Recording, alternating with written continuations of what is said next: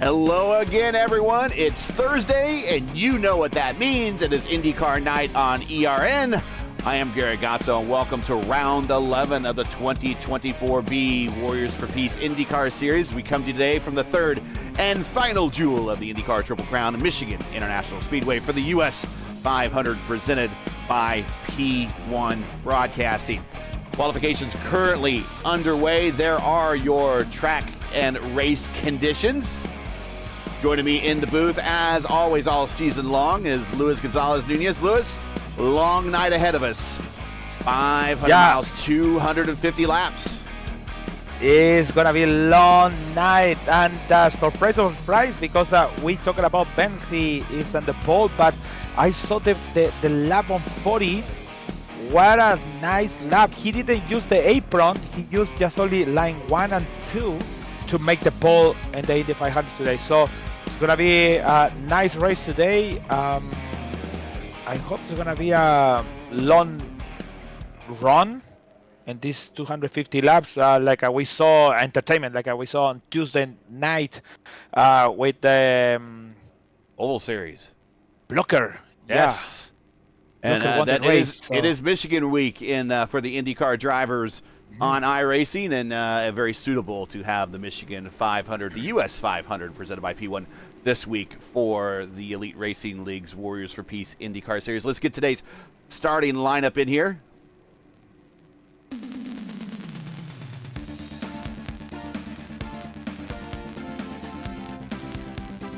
And there you see Tyler Fode edges out Caleb Benci right before the end of qualifying to get the pole. Caleb is second. Those are two of the 5 of the points contenders that we're looking at. Ethan Stanley is the other one. He is our point. It was formerly the points leader. He is third. Chris Albrecht with his one of his best qualifying runs of the season. He is fourth. Frankenfeld and Scarlett is back in row 3. Spath and Schold. Or Schold and Spath, excuse me. Norgard and Forsyth. Norgard was fast all practice long. Hobson and Owens back in row 6. It's Smith and Lytle, Sora and Vaughn, Pahutsky and Vanderbar. All Weeks making a return back to the series. Good to see him. Dave Huckleberry, my man who's been helping me all season long with some of these technical issues. He's lining up 20th. His son, 21st. Joshua Osborne, 22nd. Jim Herrick with the 4D car back in 23rd. Baron Glover back in 24th. And bringing up the rear of the field is Reblis in 25th. And Adriano Padero starting shotgun on the field. I'm not sure why, but he is starting 26th, so we will keep an eye on him. He is your points leader coming into today's race. Surprise. So, I'm not surprised. 250 laps. They did on Tuesday 60 laps, and all the big guys went back to front. So, I think Sopinier is going to make the same strategy. We're going to go 3 wide start here, folks, for a very special 500-mile start. And actually, we're going to go another lap here to get everyone all organized.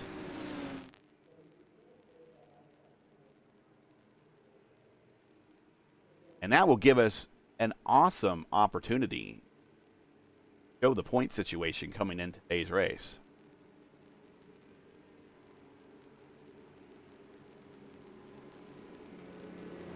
Now you see the points. 9 points different at the top. 259 to 250 to 220 359 to 350 between our leaders. Tyler Fode 326, Benci 318, Frankenfeld 313. Top 5 are still the ones that have a shot for the championship, especially a double point to the final race in 2 weeks. Championship Thursday at Gateway Worldwide Technology Raceway, week after Thanksgiving, not next Thursday, the week following.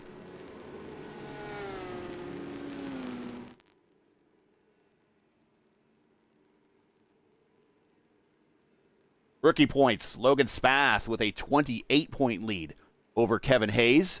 Kevin is not in the lineup, I don't think, but Spath is. He is currently lined up 8th to start this race, so he is looking to put some more distance, and a 50-point lead on Norgard. Norgard has been fast all day. He's starting up in the top 10 along with Logan. So that is your rookie point standings with 2 races to go. The final race of the season being double points for everybody. So still a lot of opportunities out there, a lot of scenarios. Getting ready to go green this time by.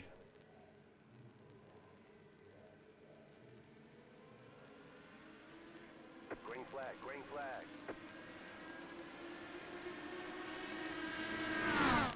Very carefully. Everyone's coming up to speed, kind of tiptoeing. 3 wide going in the 1. And they asking on radio why we are 3 wide on 1. So be careful on that. So US 500 sponsored by E1 Broadcasting. exactly.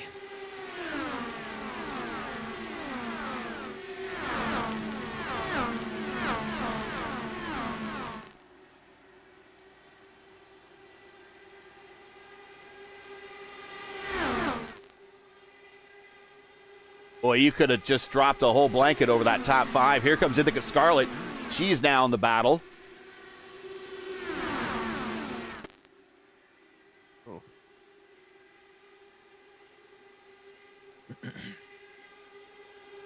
Just we have to remember Frankenfeld and also Piñeiro for the $25 catch. If it's this one of these guys win the race or get bonus on the payment. Little cash money bonus. 3 wide going in the 1. Indycar Scarlett way up high. Chad Frankenfeld comes down the banking, gets into the draft, and then cuts down the banking, gets a big run. Indycar's going to split the difference down the back straight, and Indycar crowding Frankenfeld on the bottom. Wow. Really close to touch, and we only have 3 laps in the race. Scarlett leads that time. Scarlett, Frankenfeld, Bodie, Bency, Albrecht, your top 5. Stanley, Schultz, Spath, Norgard, Forsyth, your top 10. Your biggest gainer of the moment is Scarlett, up 5 spots, as well as Pinero up 5 spots. Let's put the camera back on our points leader. There he is, and unfortunately, he's kind of stuck in a pack that's starting to lose track to the group in front of him.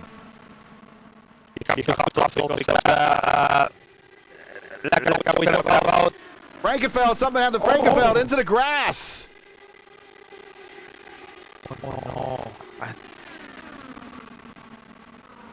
God touch for the Scarlett. I think so. He didn't hear the outside, and he got hit for her. Let's see if we can watch that again.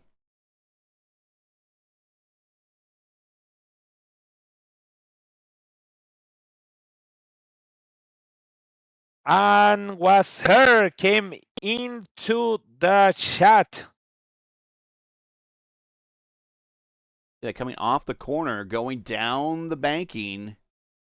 And even though there's a little net code there, that is a side check. And right on our Indy 500 winner, but he manages to collect it in the grass, but in the process, loses a lot of track position. Well, he is 9/10 of the group, so it's gonna be okay. But he asking on race control, and race control confirm is no retaliation or wow. What's the word? No penalty. Yeah, it's no incident. Penalty. Yeah, no incident, no penalty. Okay. And I think it's no penalty. It's when you're going too high, you see too close the wall. And for sure, the first thing you have to do is just going outside the wall. So you don't want to touch the wall because it's like a magneton over there. You cannot leave that wall. But it's going to take it maybe 10 laps to get in on the front again. Long, yeah, and it's a long, long race. We're less than 10 laps into this thing out of 250 laps. Jolt on the high side over Scarlett, getting a big run down the backstretch. So all really now, Chad, who's now down in 18th, there he is, just needs to really kind of cool the tires off, get the debris off him, everything. Just get back in a rhythm, work it up one by one. We still have a lot of pit stops to go. So many pit stops. These guys have 10 sets of tires that they are going to put on these cars. Oh, Pahutsky not giving him a lot of room there, but Chad sending it through anyways. Oh. Joel up to the top now. I think was gonna be critical on the next 5 laps. We saw on Tuesday. I know it's different fix or different setup we have over here, but we have to pay attention on how it's gonna be and the exit on turn 2, because the turn 3 and 4 is, I think for me, it's more easy that turn than the 1 and 2. So it's gonna be pay attention and eyes on there. Bodie and Sora. There's a battle for third. Sora up 12 spots to third. He is your biggest gainer at the moment. Gold up 6. Yeah, Caleb has played it pretty smart, despite going 3 wide going into turn 1. He's pretty much stuck in line and has stayed behind someone the whole time. Everyone else that has kind of had a chance at the front has fallen back a little bit, but now I think Scarlett, after a pretty aggressive start, has calmed her jets just a little bit, although here goes Ethan Stanley to the inside. Try to get a position on her. Oh! Sora with an aggressive move to the outside to get the opening before Fody got there to slam the door. Put him to the lead, our front row starter from Indianapolis. Benzi do it like everybody do it with mine. So just stay on the line 4 or 5. Try to go into the line 3 to take the turn like he doing now. Going to the 2. Try to don't touch the line 1, the first line on the close to the apron. That's the thing. Put map 5. Try to save fuel. Make him maybe 2 more laps to all of these guys, because you can see on the front us 40 burn the tires over there. We see Stanley Saint 2. Oh, Carl like loose off the Jesse Vaughn. And he comes down pit road. He got loose off the corner and had to make the escape down pit road. Maybe caught speeding. We'll see if he rejoins the field or just comes in and goes ahead and serves the penalty. He caught speeding. He's going to go do the drive-through, but he's going to have to come through and get a 40-second hold, unfortunately. But again, long day. Only 13 laps in. 2 by 2 by 2 by 2. Look at that. Going through 3 and 4.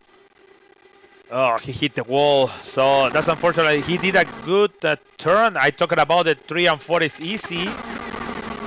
But, well, clean flag for Bond. So he's good to go at that.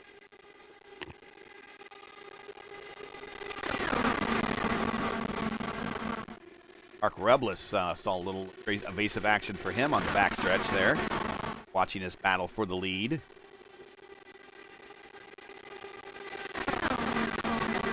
Yeah, this is very much a marathon. This is a 15-round fight, guys. If you've never done IndyCars, seen IndyCars at Michigan before in a 500-mile scenario. Okay, you saw them for 120 miles, 60 laps on Tuesday night on P1 for the top split. But for a 500-mile race, it's a chess game. You're playing the long game. It's a marathon. It's not a sprint. You're playing very much not this pit stop, not the next pit stop, but you're playing multiple pit stops down the road, setting your car up for it now. So if you're expecting a bunch of you're going to see a lot of lead passing and everything up at the front, but if you're going to see a lot of people slugging it out after a while, they're just going to get in line like they're kind of doing right now and start riding this thing out, getting to that first pit stop. So I saw Piñeiro tasting the line 1 on the first line, close to the apron on turn 1 and 2, and got a slice, and he was almost a little bit loose over there. So we're talking about last Tuesday. If you're going inside and that turn, you're maybe gonna lose the car. Oof. Pahowski and Tate very close on to get hit. So gonna be interesting on the final laps. Who's gonna be? AJ Hobson on the bottom underneath Logan Spath, and there's a car off, and that is Jordan Owens. And he tries to keep it straight to get back up on the apron. He comes immediately back up on the racetrack. Now he needs to let those tires clean off and cool off and come up to speed. But he doesn't hit anything. And he's going to have a draft partner with Joshua Osborne to help him maybe re-catch that group. But we're seeing more and more drivers getting loose off of 4.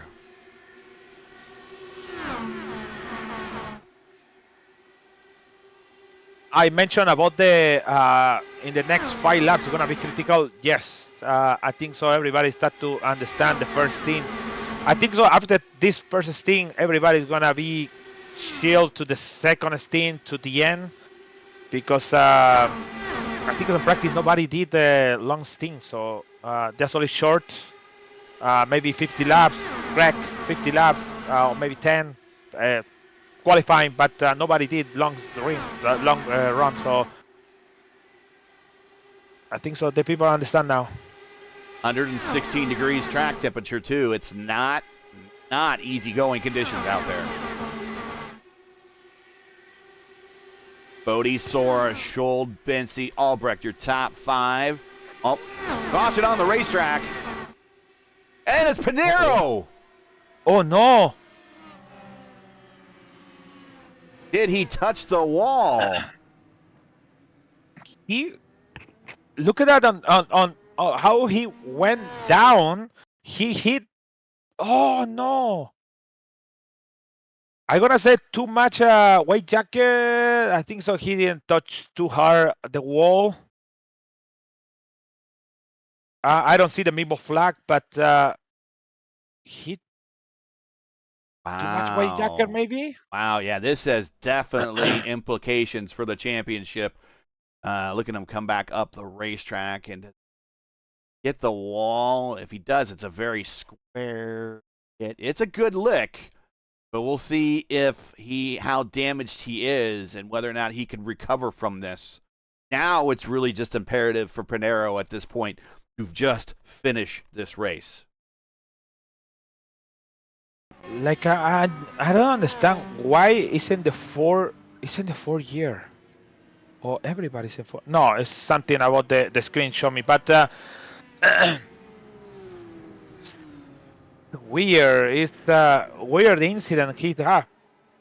Everybody coming to pit road after 21 laps. This is pretty close to a scheduled stop, anyways. So might as well come in and get all the work done. New set of tires, full tank of fuel, and get on out of here.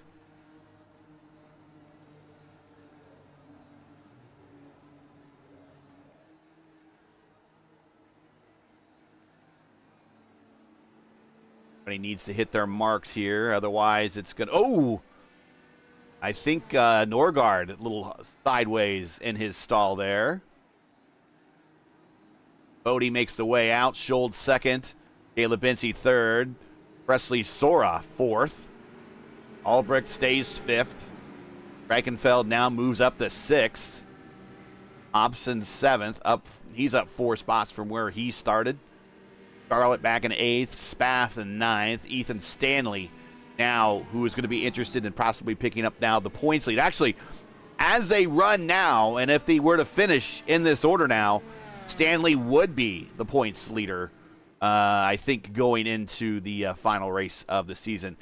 Looking to the inside, Indica Scarlett down on the apron. Wasn't sure if she was let cars on by or taking a shorter route around, trying to save on some fuel there.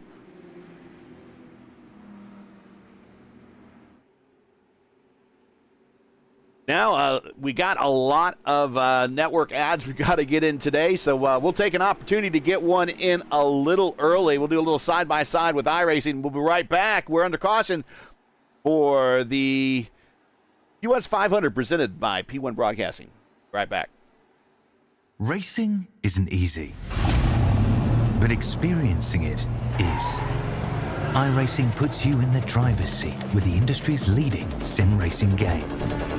Drive on laser scan replicas of the greatest racing circuits from around the world. Go head-to-head against other drivers chosen by skill-based matchmaking to ensure competitive racing at every level. Compete across all your favorite series. In officially licensed cars, engineered to deliver the most accurate driving experience possible.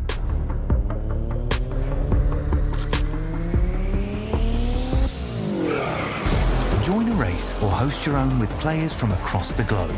Race against the computer or in a league with friends. Feel the thrill behind the wheel. Visit iRacing.com.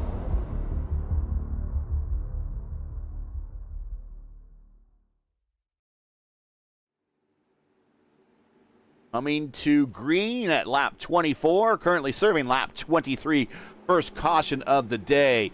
And it had to do with our points leader, Adriano Pinheiro, spinning out in turns 1 and 2 with light contact with the wall. He is currently in line, catching back up to the rest of the pack as they are getting ready to go green. He came in for a little bit of a top-off. Well, he got a penalty because that he threw the yellow flag, so that's why he got EOL, so he's going back to the line. All right, and still decided to go ahead and top her off anyways, which is not a bad move strategically. You got nothing else to lose back there. Green flag. Well, wait a minute. Sorry. We got it where we do ERL restart, so we're getting rid of the pace cars. Getting ready to say it's a very slow restart, but this is the rules. This is the rule set, folks. So they simulate IndyCar restarts here. And so the field is now under the command of Tyler Fode, and he will increase the speed to about 90 miles an hour and then bring the field around to start a more proper IndyCar restart somewhere between the start-finish line and the turn 4 there. So we'll watch that. My mistake. That's part of the problem sometimes when you do the fixed series at Michigan and then you come and expect the same rules for the... To be honest, my first experience over here and as a driver in ERN was super crazy to say, oh, next time by with the pace car on our pace car. It's like, oh my God, that's crazy. That's good. Good experience, I think. Different rules, actually. And he's bringing him up to speed very slowly, but he's doing it. He should be going green anytime. Here we go. Green flag in the air coming to lap 25. 50 miles in the book. And also I like how the people don't take advantage of this because in iRacing and the system is no penalty for this. So everybody's going on one line until cross the line and you can make the pass. Wow. Here's Caleb, gets a good restart. He now works his way up. He's going to do a little bit of a draft here, maybe look on the outside of our leader. Start-finish line. I see Joshua Osborne hit the wall in turn 2, and Rubilas and Owens take the position on Osborne. But Osborne is okay. No damage on nothing. Vinci to the point now. Or right with them.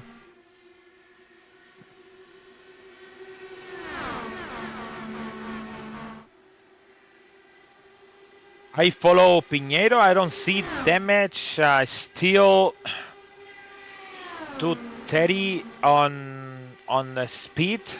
Yeah, last time by, he was faster, considerably faster than the car in front of him. 32.8 versus a 33.4.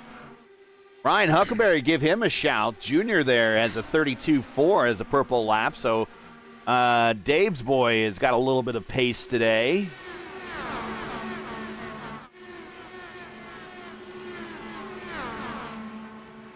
Oh, Carl Osborne off the corner off of 3 and 4. Down the front straight, we're under caution. He went through to the wall, and Aaron Glover can see what happened. Yeah, Baron Glover right behind him, and there you see he kind of just pushes right up into the wall. Arrow wash. Cuts across the nose of Glover. Now we see Glover's front wing disconnect. Does it snap back into place? Don't think it does. Does But not, still, unfortunately, does not transformer on him. Oh, there it goes. So he gets it back. You still might want to go down pit road, get it looked at, just to see if there might be any damage there. But Osborne doesn't really hit anything.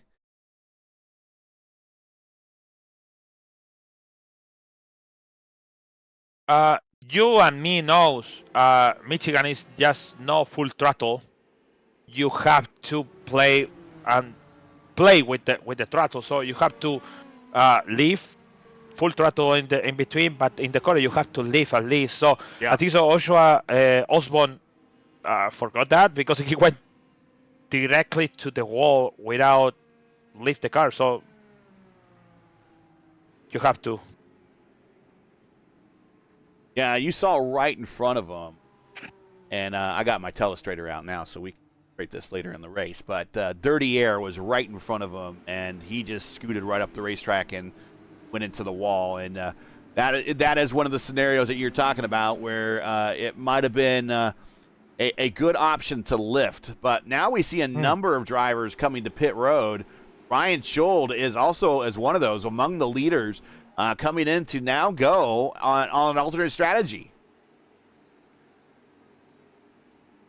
Right now, I mean, I don't imagine they'd be changing tires, although they probably do have a set they could spare here, but most everyone, I think, is just coming in to top off the tank. I see Bond change the tires. Let's see Norgard. I'll let you know now. Norgard just only splash. I think Osborne and Vaughn both got tires, and Glover and everybody else in front of him, which is Owens, Weeks, Norgard, and Schold, all went in for splashes. They will cycle back to 20, 21, 20, 21st, 22nd, 23rd, 24th, and 25th.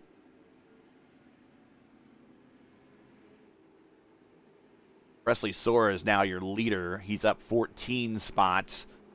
He sat on the front row at Indianapolis, was amongst the leaders there. That crown jewel event won by Chad Frankenfeld.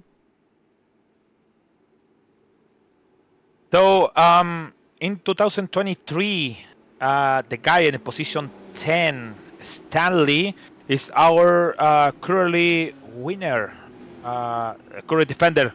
US 500 in Michigan. So he won in 2023.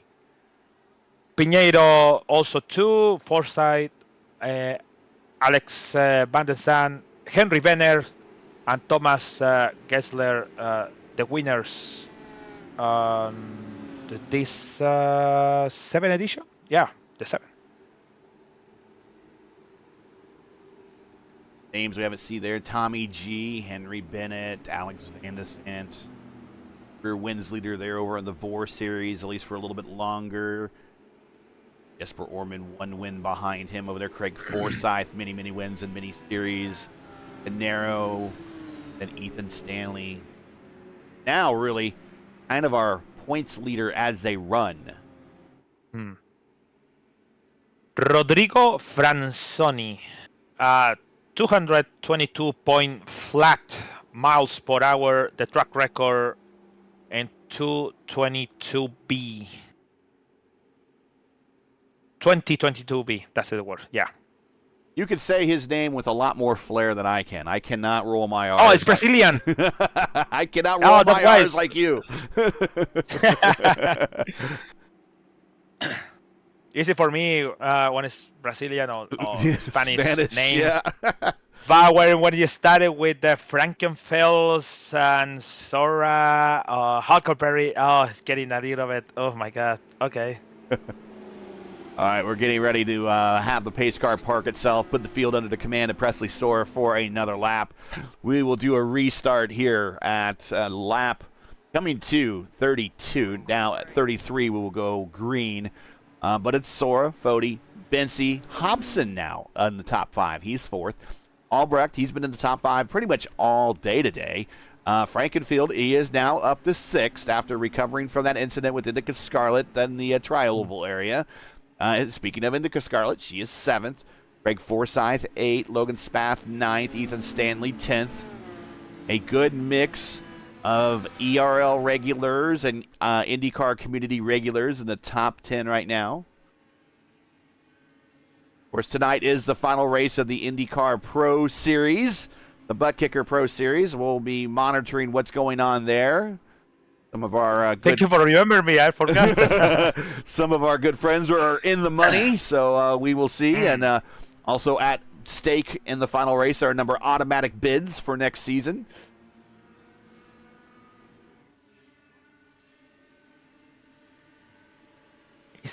They are Nashville, and guess who isn't the top 4? So after the green flag, I mentioned who's there. I'm going to guess Malechka's one of them. And Kraus is another one. So coming to green, Sora, Fody, Caleb, Vinci. We're big green again here at the US 500, presented by P1 Broadcasting.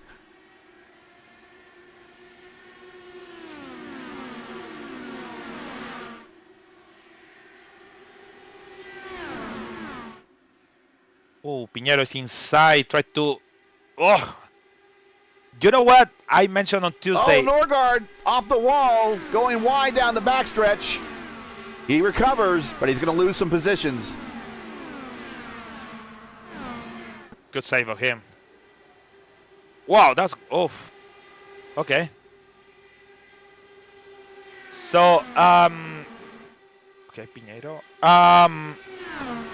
The exit on turn 1, when you're going inside, close to the apron, they have a kind of jumping in between, like going straight to the oval. It's like a weird things over there. That's make your car lose completely when you're going to the first to the second line. Yeah. So we saw it, how Adam Blocker on last Tuesday battled for that. So Pinheiro check that. Everybody has to check that, so everybody understand. So at some point when the tires really dirty or just no more grip, it's getting a little more difficult. Ooh, Pinheiro! Oh. Wow. Ryan's like, I'm clear. No, I'm not clear.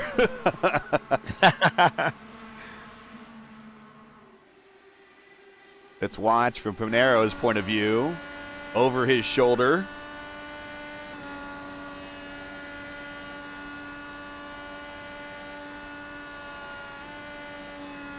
He is in lane 2, going to lane 1. So this is where you talk about coming to lane 1, going to lane 2 off of corner 2. It does, you get loose down there. You got to kind of let the car float out a little bit off the exit of 2. Now he's staying high in the 3 and 4, right behind Reblis. He'll get a big run down the front stretch. Currently Pinheiro in 16th.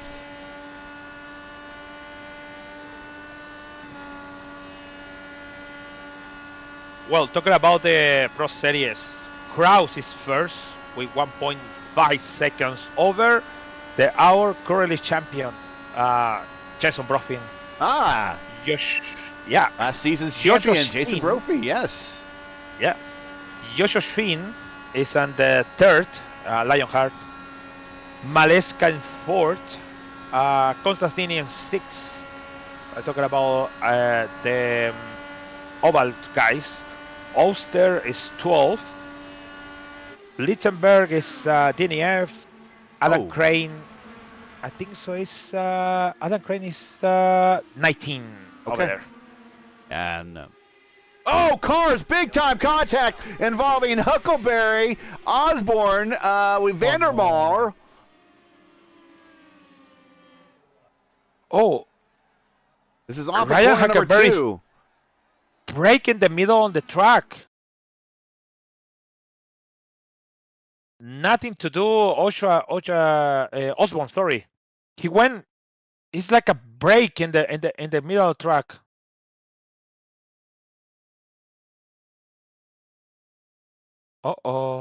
That's not cool. Oh yeah, maybe. And then Vandermeer kind of collects it. What happened there?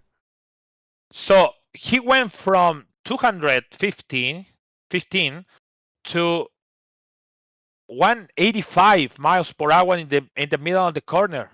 Oh, he downshifted to third.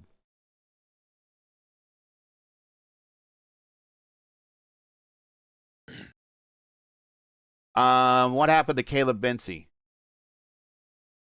Uh-oh. Something happened to Caleb Bency as well. He's stopped on the backstretch. But let's go back to the Huckleberry and watch from his point of view in the. Oh no! I have a failure on the wheel, something like that. So when the wheel is getting failure, it's turned to the right or the left, whatever direction he want to. So maybe disconnection. I don't know. Okay, so you see right here, for some reason he goes to third in the middle of the corner. And I don't know if he didn't mean to go to third, and so you're going to lose all your acceleration, and you're actually going to decel right there. And Osborne right into him. So I don't know if he had a wheel error or something. And then Caleb looks like he has a wheel error issue as well.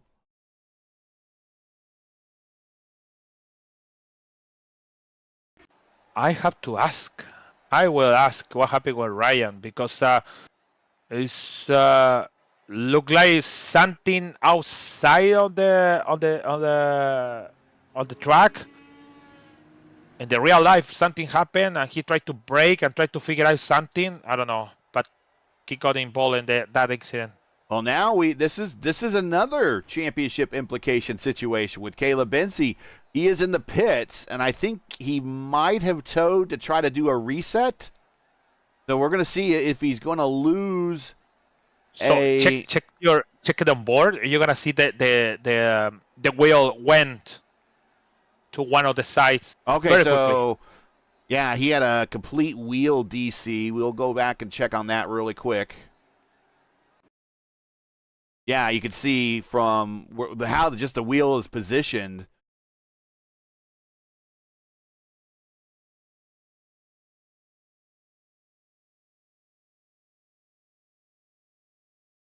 Kind of get a look at it. By the way, did you mention also was Osborne and also Vandermeer involved in the crash? So Vandermeer and DNF too.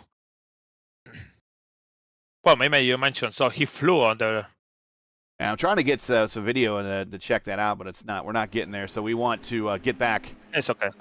What's going on here on the racetrack before we go back to green as we're on our third caution of the day. Kind of a rough going here.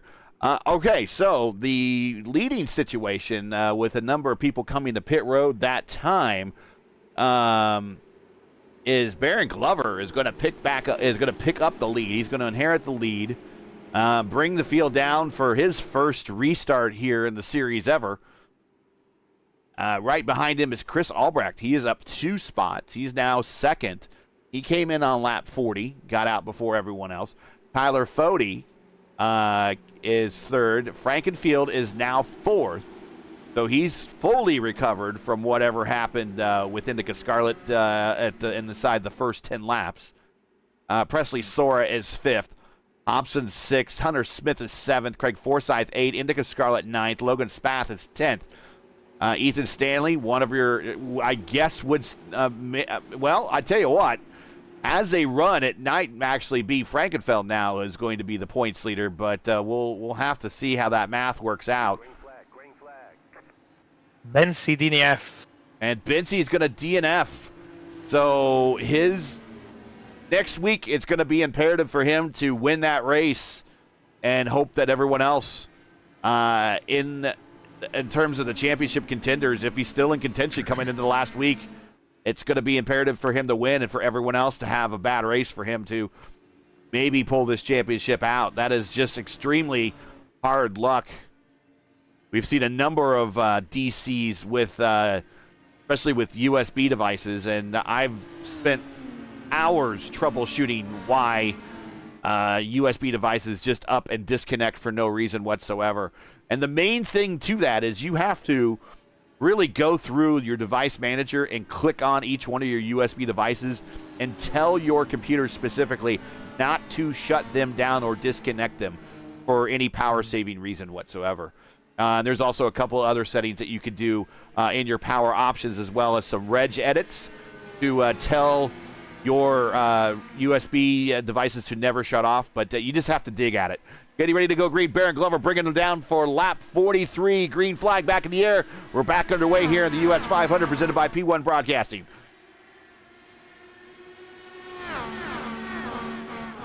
Baron Glover pitted on lap 30, so he has 10 laps difference over pitting than the rest of the field. But here comes Albrecht to the inside, and I bet you Frankenfeld takes it Fody takes it 3 wide. He just looked like he had one of those runs, and he goes to the point. And he needs to do well in order to maximize on the point situation, as 2 of the 5 point leaders today have had issues. Caleb Bensi out.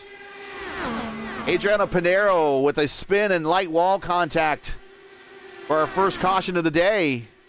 Actually, it's coming. It's over there in turns 2 for the 15.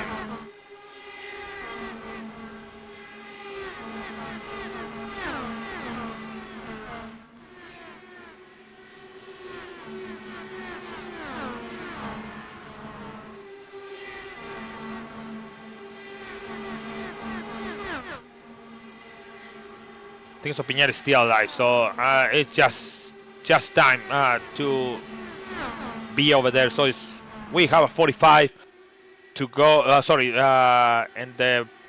In laps, so we still have a 200 over. Yeah. To the end. So 105 laps to end this thing. Still a long ways to go. Watching Schold and Pinero, both these guys have a lot of pace. Schold among the early leaders. He's on a slightly different strategy, although he did come back in on lap 40 with most of the rest of the field and has topped it off and got a new set of tires. Baron Glover's dropped down to 6th now with the older tires, but lighter tank right now is keeping him in the draft and in contention. It is Chad Frankenfield now as your leader. The Indy 500 winner is running the point. He is, like we said, fully recovered from the incident he had earlier with Indycar Scarlet. Albrecht 2nd, Fody 3rd now, Sora 4th, Hobson 5th.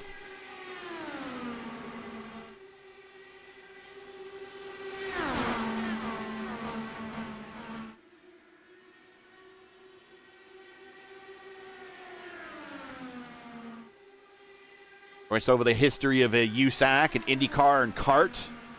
They ran 100 milers here, 200 milers here, 400 milers, 500 milers. You name it, they ran just about every type of distance here for the series. All-time race winners here is Al Unser Jr. and Gordon Johncock. Each have 5, but there's an asterisk with that. We'll get into that in a second. Johnny Rutherford with 4 wins. Bobby Unser, Mario Andretti, A.J. Foyt, Rick Mears, Bobby Rahal, each with 3. Danny Ungaius, the Flying Hawaiian, Scott Goodyear, Michael Andretti, Al Unser Sr., and Tony Kanaan with 2. Now, the reason why we say the asterisk with Al Unser Jr. is that Al Unser Jr. has only 1 win here in IndyCar, but 4 wins in an IROC car. So when you put the All-Stars and the stock cars here, Al Unser Jr. does pretty good. Gordon Johncock has 4 wins here in an IndyCar, including a 500-miler back in '82 when he won the Indy 500 and the Michigan 500, and won 1 race here in IROC. Al Unser Sr. has 1 IndyCar 1 here, as well as 1 in IROC, and AJ Foyt has 3 IndyCar wins here and 1 in IROC. The track record set by Paul Tracy in 2000, 234.949 miles per hour, as Sora goes to the point. As the top 5 now, you can cover him with the blanket. Actually, top 6 is now Hunter Smith, who's done pretty well in 500 milers this season, has worked his way into this battle.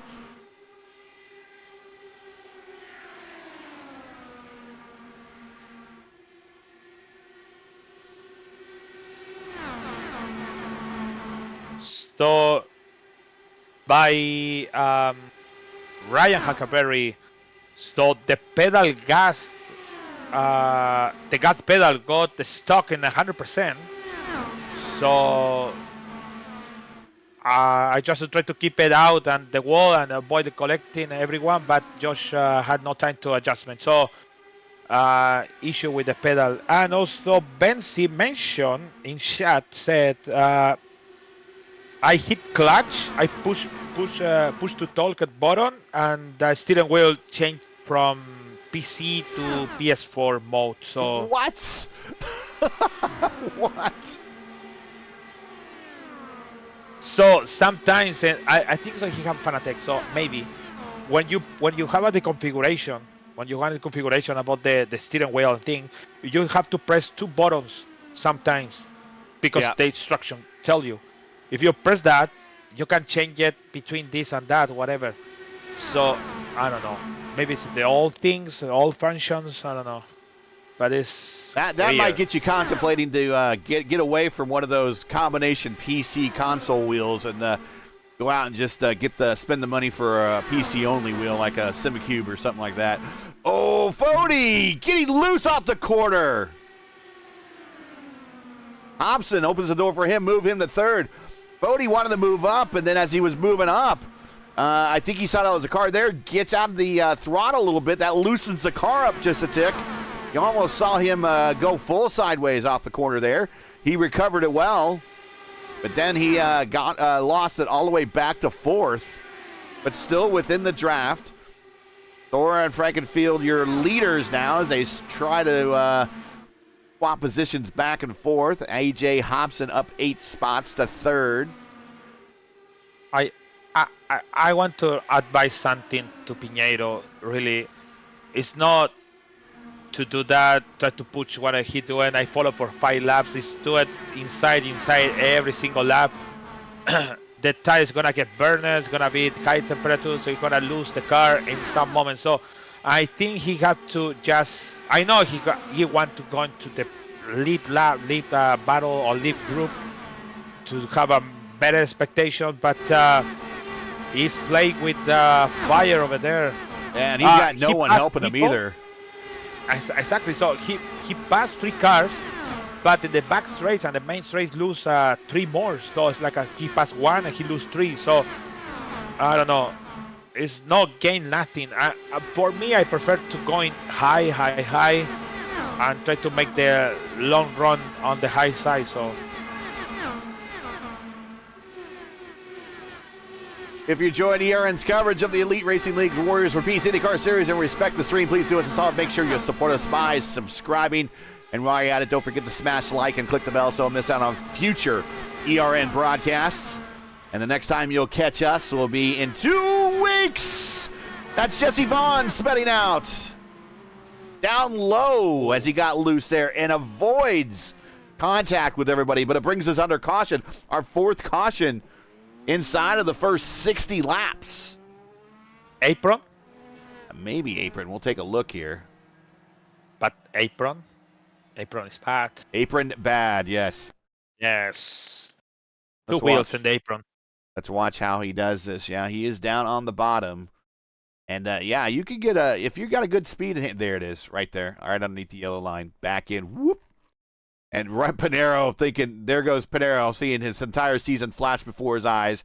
Stay down, stay down, stay down. Okay. Reblis the same way. Stay down, stay down, stay down. Now, Jordan Owens, one of our front row starters in Indianapolis, just ekes by. Night might be a good night for him to go out and get a hot lottery ticket if he survives this race. We're back under caution after a spin in 3 and 4 by clipping the apron by Jesse Vaughn.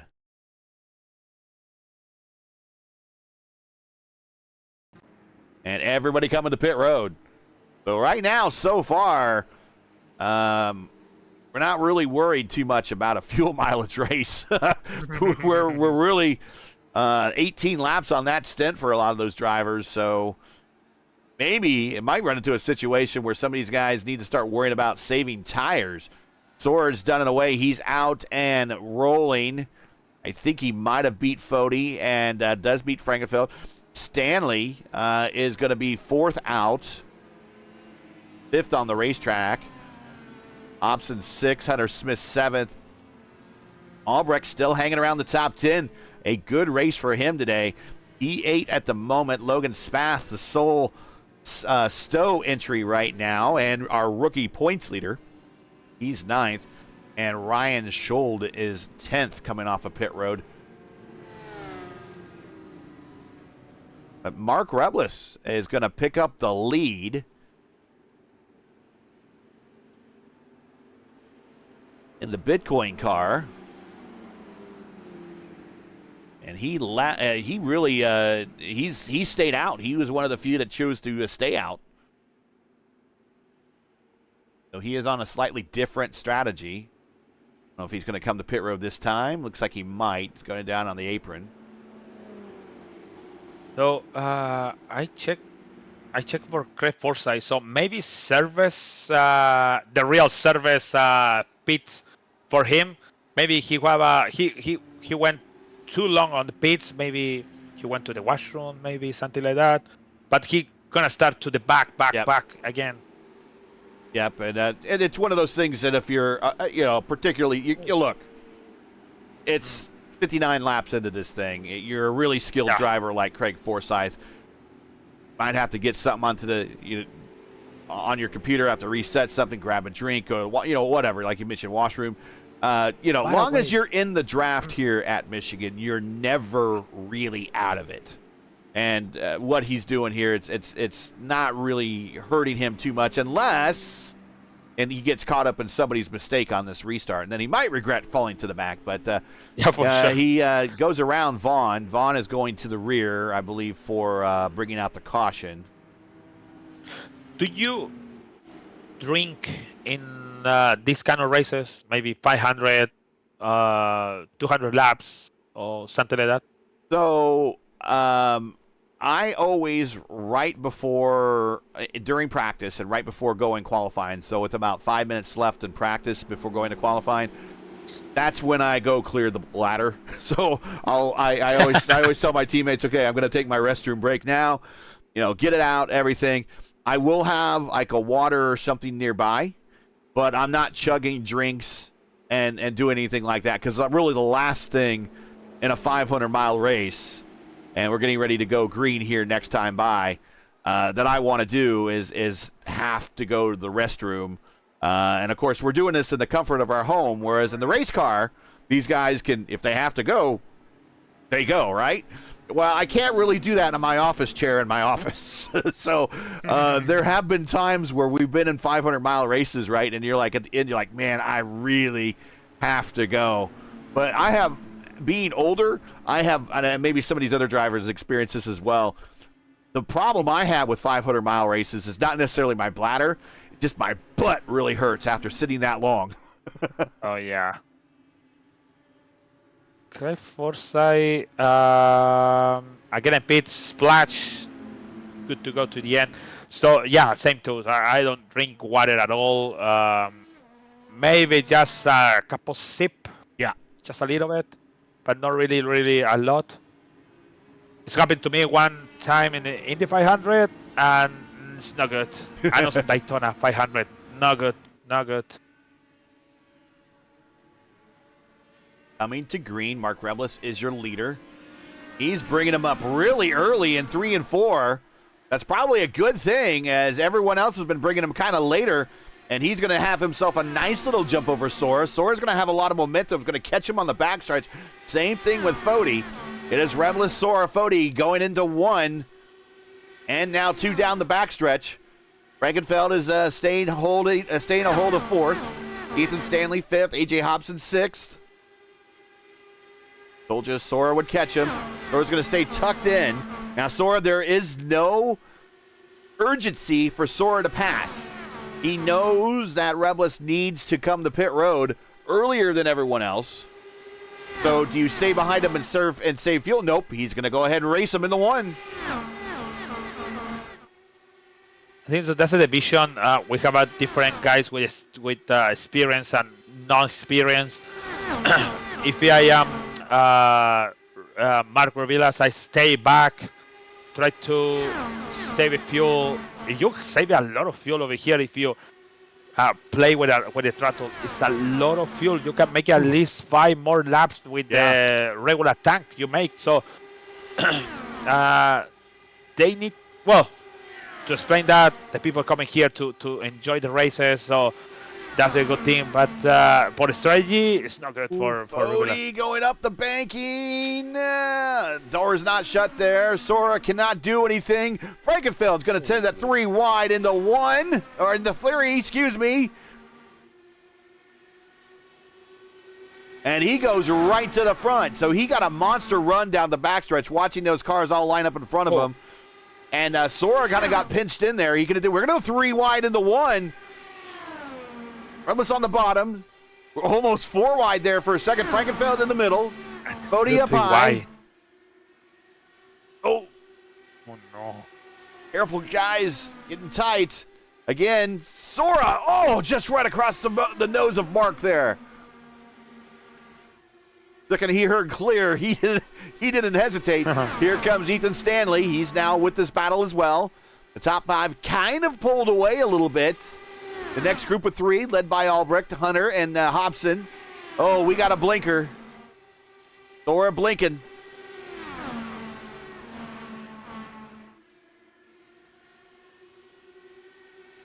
And Sora's going to the inside. He might be retiring, or he's going to go to the back.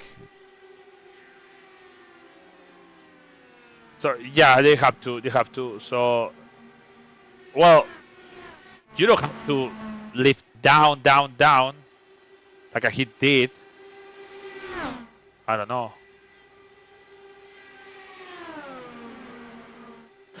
Oof! Because his lift down, Sora almost Pinheiro collect to him. As Sora falls all the way back to 14th and 15th. That is Pinheiro. Points leader coming into today.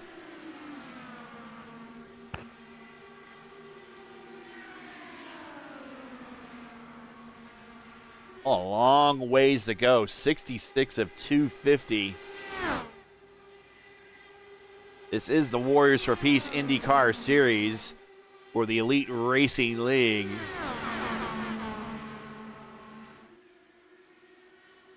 Warriors for Peace is a foundation promoting peaceful change in the world to honor the beautiful life of Jack Shockley.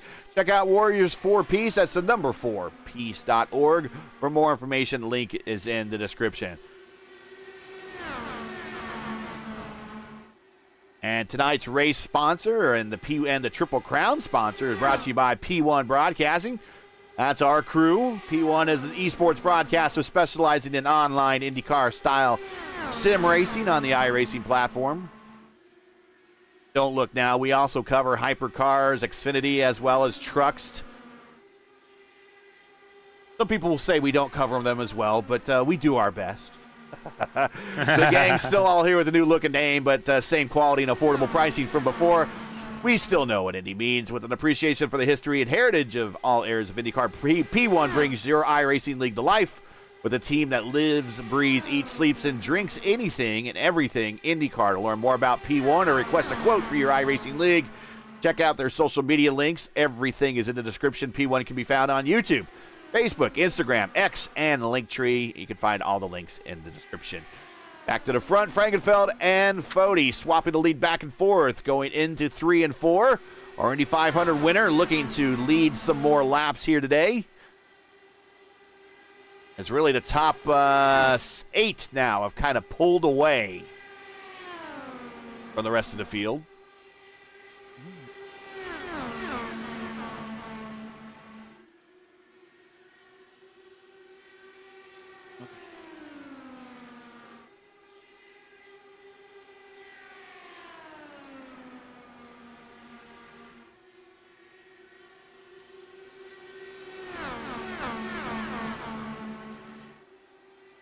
So Rubilas with 30 laps is gonna maybe coming in the next 5 laps.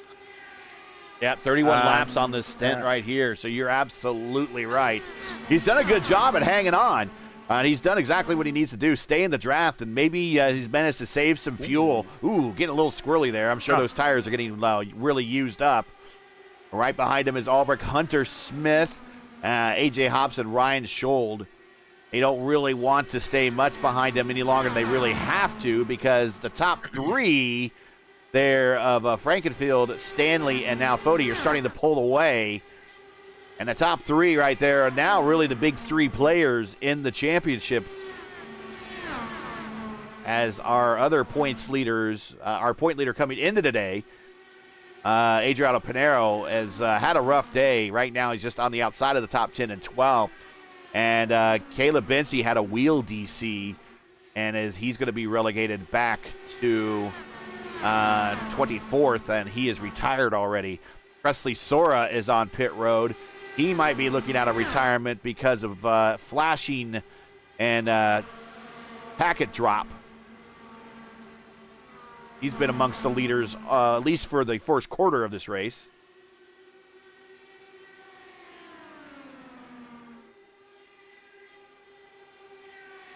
Okay. Top three starting to inch away. Stanley wisely just keeping his car tucked in line. That is his teammate in front of him, Fody. Little Eagle could have some, Frankenfeld could have some Little Eagle reinforcements if Hunter Smith and Ryan Scholl to catch up to this group. Reblis now back to 7th after restarting as the leader, and he might be coming to pit road possibly this time by. This is lap 34 of the stint. If he comes to pit road, getting a little bit of the apron there. Good rotation through the corner, though. Leighton Norgard, 9th. He's a fast one, among the fastest in practice. Logan Spath, 10th.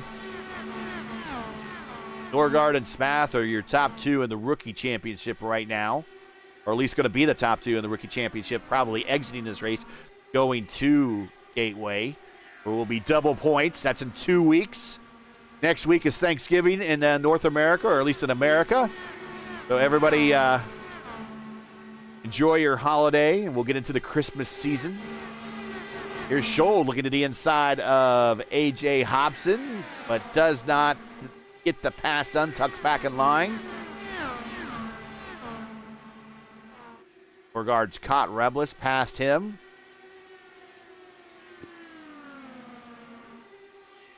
They don't want to be racing side by side for very long.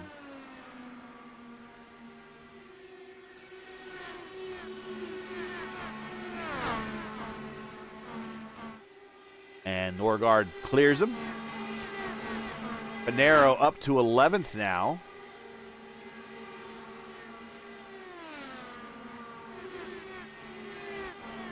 Kind of into a bit of a normal stint now. I want to mention that. So when it's normal stint, what is happening with your body? Start to getting dizzy, like slow runs, and start to lose the concentration. It's too hot. I need the water. So all of that stuff start to make your driving skill getting low, and the people have to stay up. Because one mistake could be, again, one yellow flag, so it could be the 5. So we have 4 yellow flags so far now.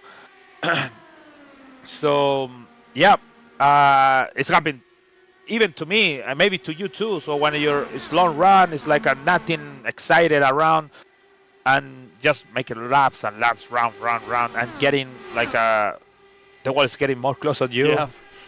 Yeah, so... I mean, we're just over 150 miles into this thing. I mean, we still have a long way to go. And you're right.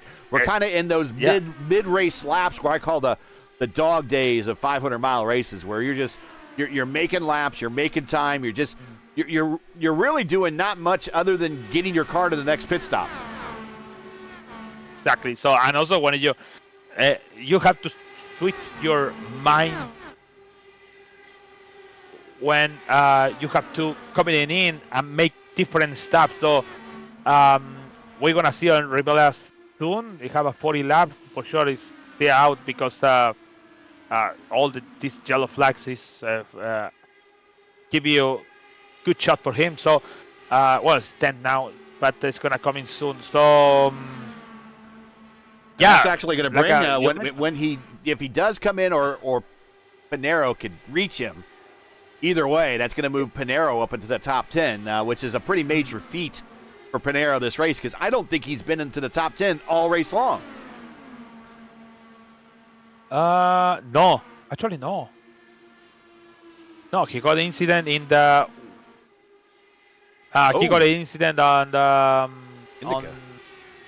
one of the laps, and he was outside of the top 10. So I think it's going to be the first time that the race is going to be a top 10 today. Yeah, he is getting ready to enter the top 10. There he does. He pulls the pass it's not off. good. That He Brazilian cleared. He Brazilian cleared Mark, and Mark's not happy about it. Mark about gave him the chrome horn down the front straight. That's not good. Really, really, it's not good. I know Pinheiro is really, really nice guy, but not good move over there.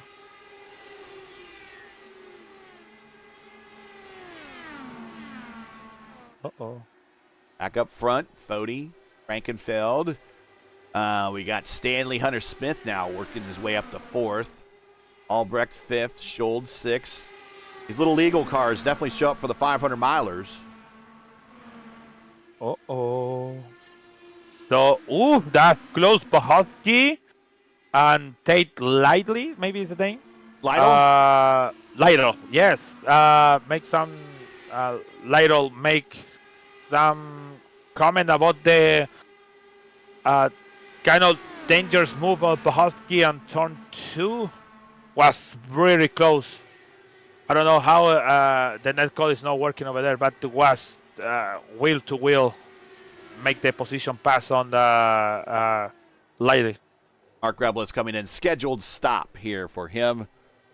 This will put him a lap down, but he is on a different strategy now at the moment, especially if we stay green. This is going to be good for him. Tyler Fody now is your leader. Pinheiro has worked his way up to 9th now as he's coming up on a Leighton Norgard. Managed to get around Spath.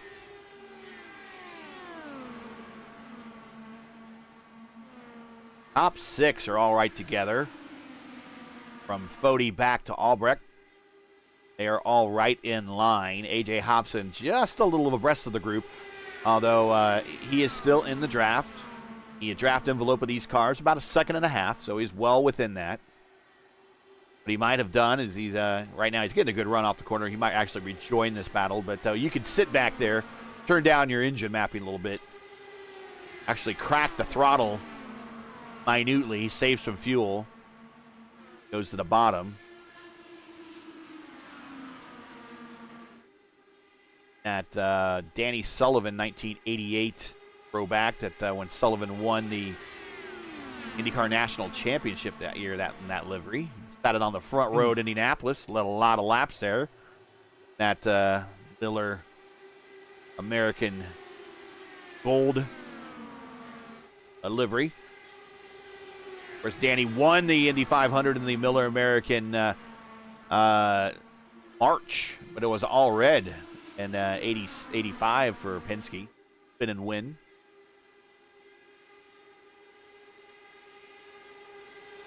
I noticed a number of people on Twitter when the NTT IndyCar Series said, "What's the one memory that that you have that made you an IndyCar fan?" A number of people in the reply said the spin and win in 85.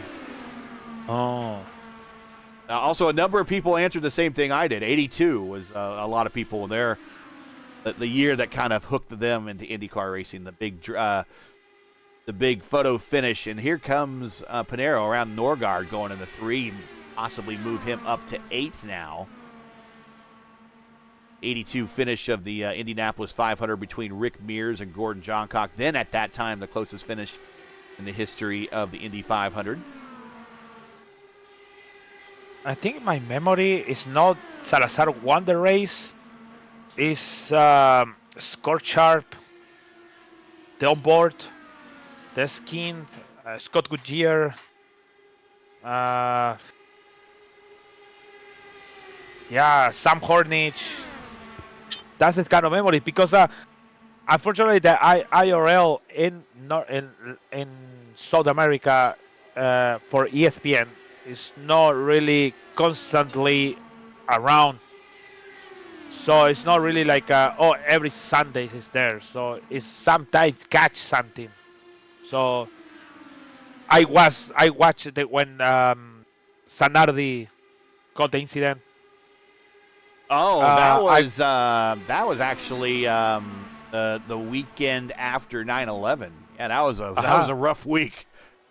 Yeah, and I watched when the mention about Rodriguez. I watched when Gonzalo at Laguna yes, Seca. Yeah, I watched when the my God, Graham Moore.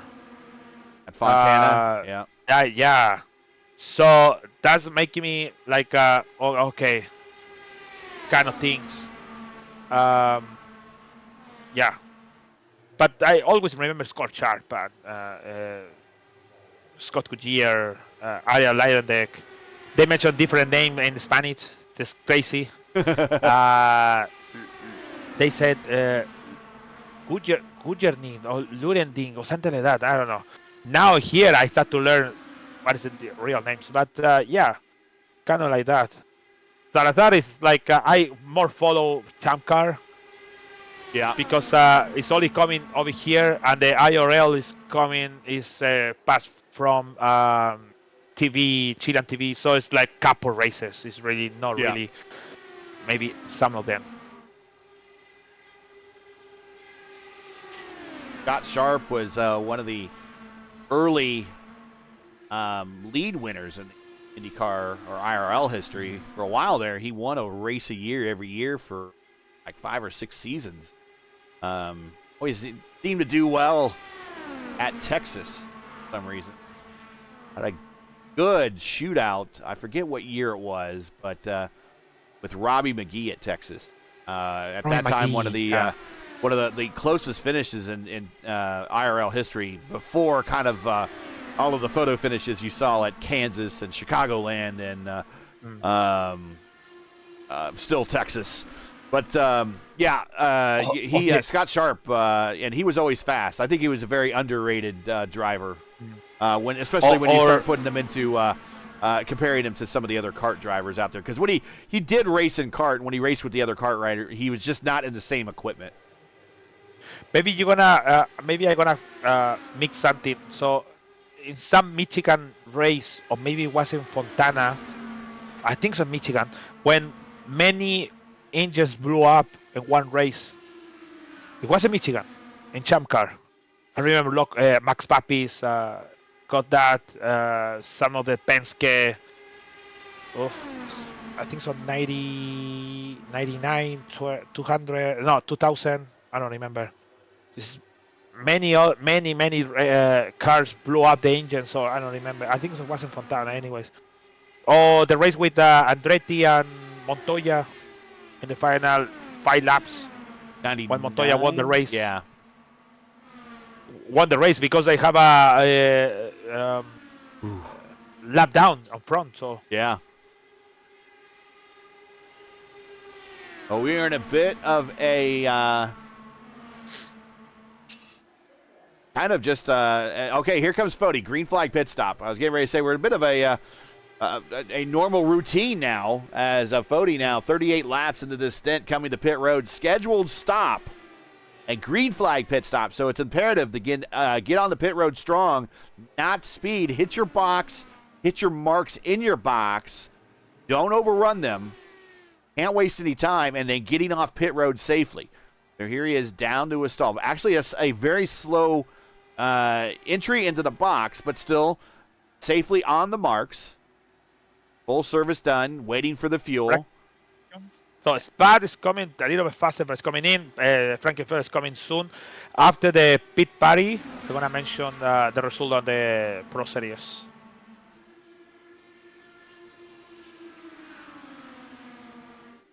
You also need to get some sponsor words in, but we'll get a Pro Series update. I'm curious to hear what's going on over there. Be careful on the exit on the pits.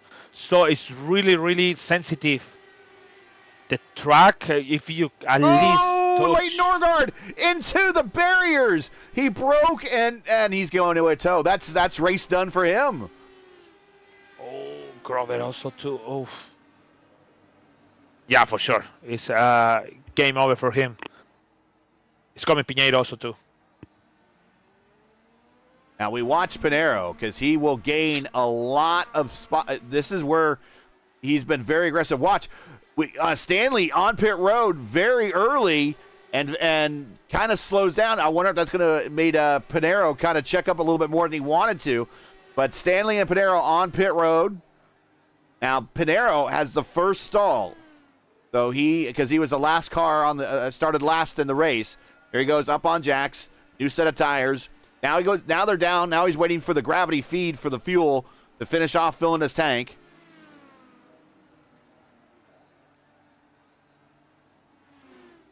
And does he come out in front of Stanley? No, he doesn't. We'll see where these two rejoin.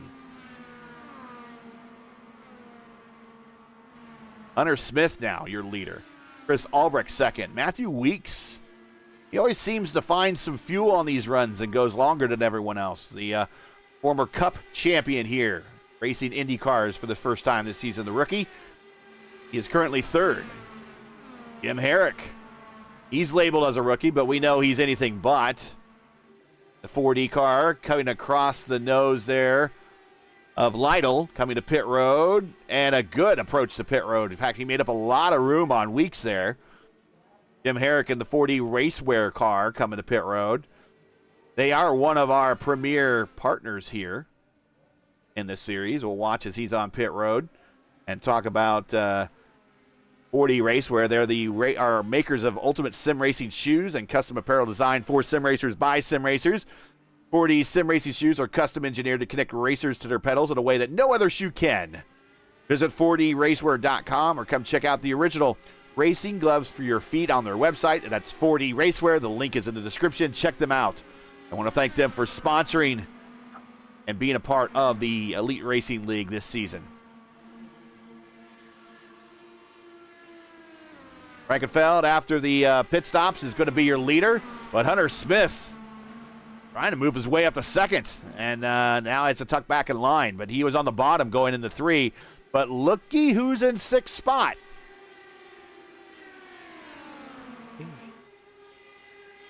Oh, yeah, don't count him out. He did that. No, he did a good stop. So, because Stanley's at the front of him, he did the stop very short, but very slow. But the exit is the good one. I think so. The exit is really, really technical over here. So he did a good job over there. And he's got a run on Schold. Well, Schold has his teammate in front of him, so they're probably going to work at staying in the draft together. Stanley to the inside of Frankenfeld going in the 1. He'll get the position here. Stanley's been so close and getting a win on the ovals. I think Piñeiro was lucky. He was lucky because lucky actually. Because he have a draft, so he found it like a 6 or 7 cars in the exit on the pit. So good for him because Stanley went a long run over there. He went so far for him, but he have a lot of cars for staying on the draft. So good for Piñeiro, or maybe he did a short stop. I don't know, but he gained a lot of position because he entered on position. Oh, no, he was 6 over there, but in the real stand, he was in the 10th position. So before the pit stop, he was 10, and now 6. So he won 4th position in the pit stop.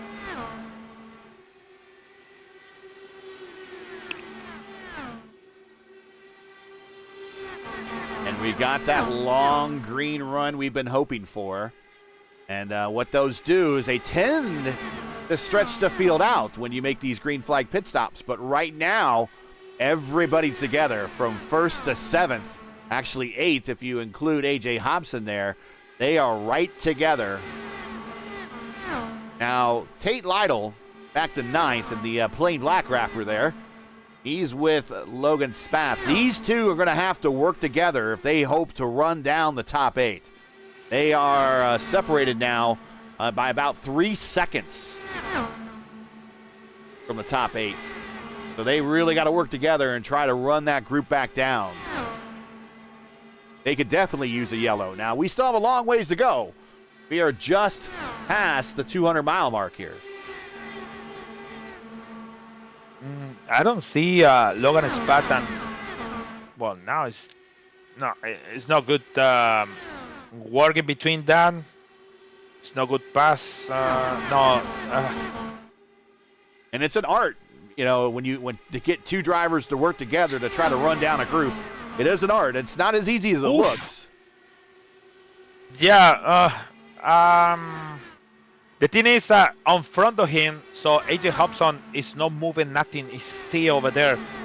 Thing is, he don't make any interfere in between all of these cars. So also Piñera is same. Chris, Ryan Schultz is still same. But these two guys try to gain something, but no. It doesn't work too much. Actually, they slow for maybe half a tenth, maybe. Oh, wow. We watch Pinheiro going down the 4th gear in turns 3 and 4 that time. He almost allowed AJ to go on by. Pinheiro might be trying to shoot for a number now since he's up with the leaders. Down the 5th gear in 3 and 4, 1 and 2. Down the 4th gear now as he goes to the bottom of the racetrack. 5th gear off the corner. So he's very busy in the cockpit for the Brazilian. Our points leader coming into today's race. Down the 4th gear, getting down to the bottom, right on the yellow line through 3 and 4. Back on the main straight, working the gears.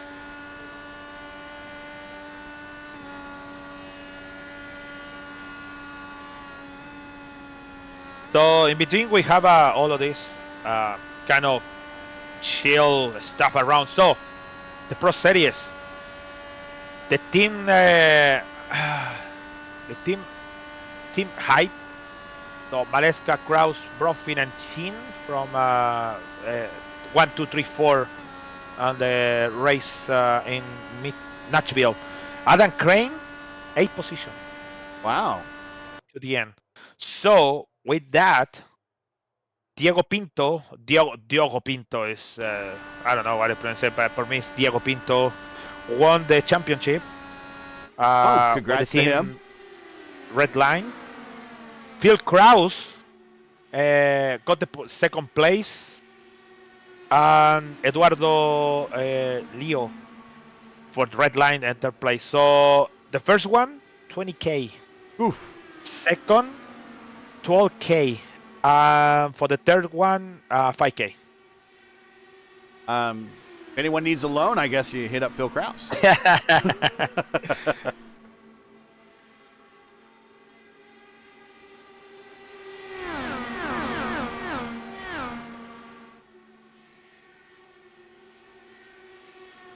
So, in conclusion of all of this about Pro Series, you don't need to be or stay in the pro team like a Red Line or whatever, all the teams, Williams or right, I don't know, one of the professional esports teams. Exactly. Yeah. Like they pay you for that. So because Maleska maybe they don't get any money for race over here. Maybe he's gonna do it for fun, for do something else, or maybe for disconnected for the real life.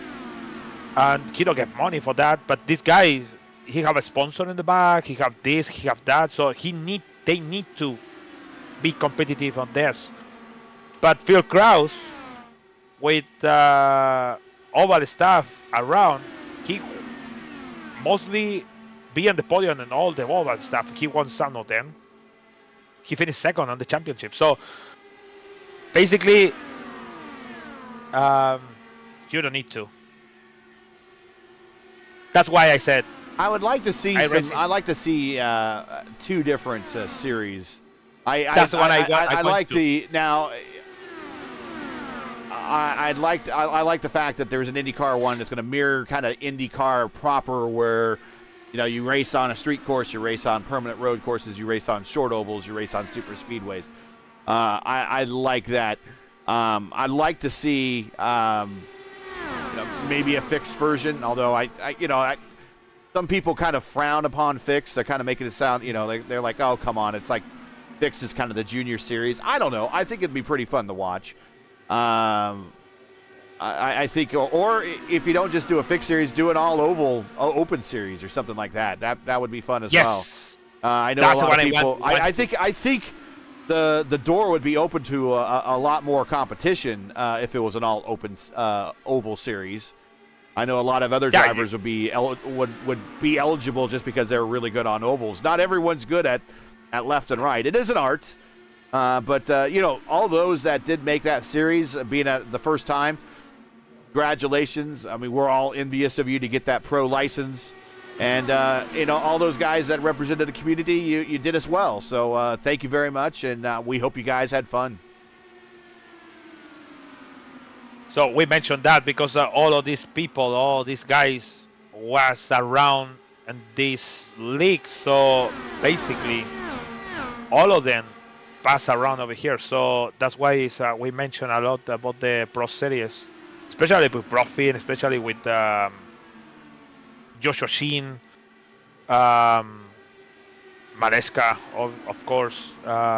Phil Krause, I think so, is not be around here. No, I don't. But we see him on the Tuesday broadcast every now and then. Heck, he almost won the race on Tuesday, and of course we see Jacob Oster, who almost won the Triple Crown in the Oval Series. Is in the community IndyCar, so that's the thing. So yeah, I would like to maybe iRacing said, oh, we can do something like IRL did before, all the ovals, and that's it. Let's make it a Pro Series.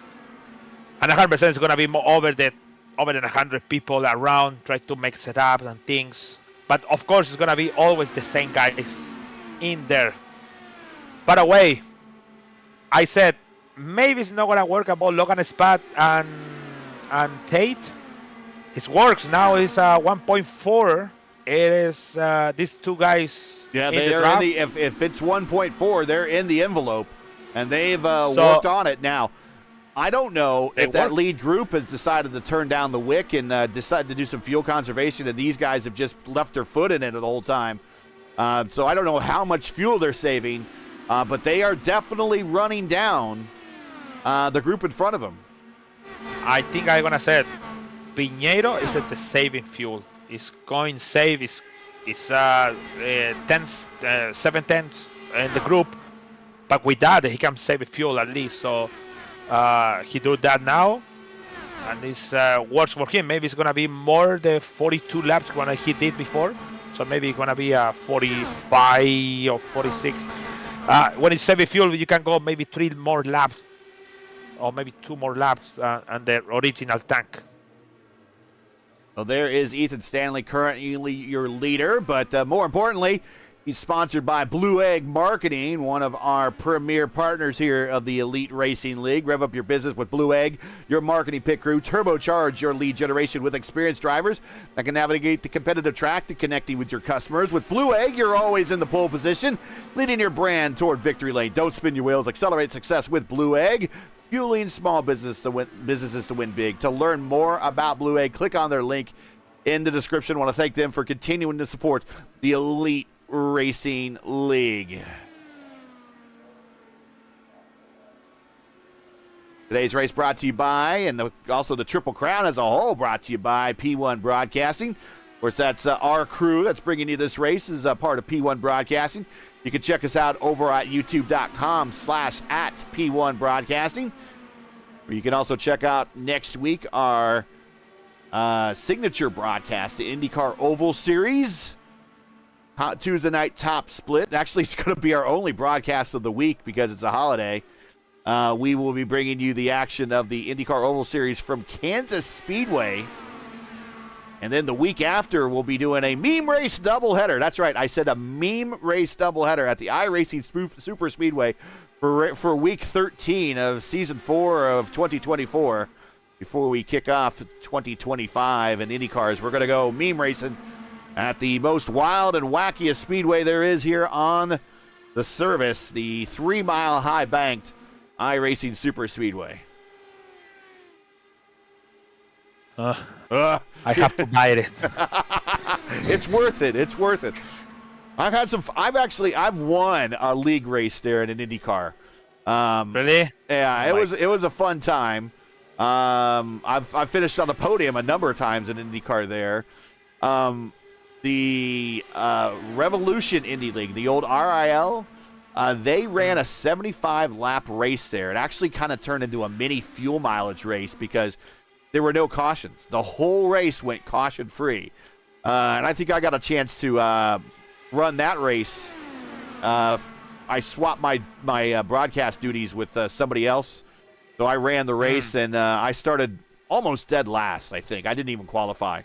And I brought the car up to the lead. I led like 10 laps of the 75 before I had to come to pit road. And I just didn't have the fuel mileage, but I got a lot of TV time. That was a fun time. That was a fun race. But, yeah, you can, if you got good racers and everybody behaves himself, you can race at the iRacing Super Speedway in these cars caution-free.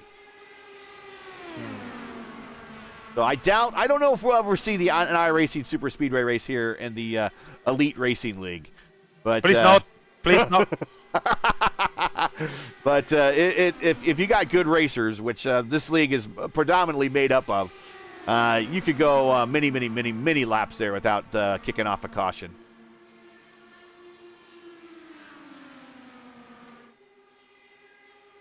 So meanwhile, in the race, I want to mention about Craig Forsyth. He was in the top 10, quite over there, and now it's in the 18 with 20 seconds back on the lead. So He needs a it's caution. not really good run. Yeah, he needs a caution now. Yeah. You know, Forsyth is really good in the pit stops, and In fact, good he needs a strategy, caution actually. really bad because the leaders are just behind him. Yes, and I think it's David Hackenberry had to help him. Yeah. Let's work together because the leaders is on the finish line now. Yeah, they're 5 And they seconds need- behind him right there. Yep. Oof, not good. And they play together, so Stanley past Chad. Should be Chad is gonna be past Stanley, so they gained at least 1/10 in each turn, maybe, or maybe corner. Yeah, like now he's doing now. So yeah, kind of disadvantage for Forsyth. Current stint length for the leaders right now. Stanley at 31 laps. Frankenfeld at 32. Hunter Smith at 29. Remember, Hunter went 44 last time, among the longest, along with Albrecht. Albrecht went 44 as well, among the leaders. Ryan Scholl went 30. Fody went 34. Or as at 34, excuse me. So pit stops incoming relatively soon. Here's Hunter Smith on the high side. We talked about how the Little Eagles squad has done in 500 milers this year.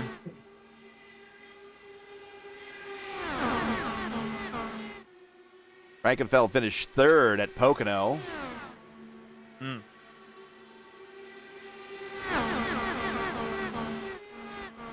Found Hunter Smith's worst 500-mile race of the season. He had a good race at Indy, but finished 16th at Pocono.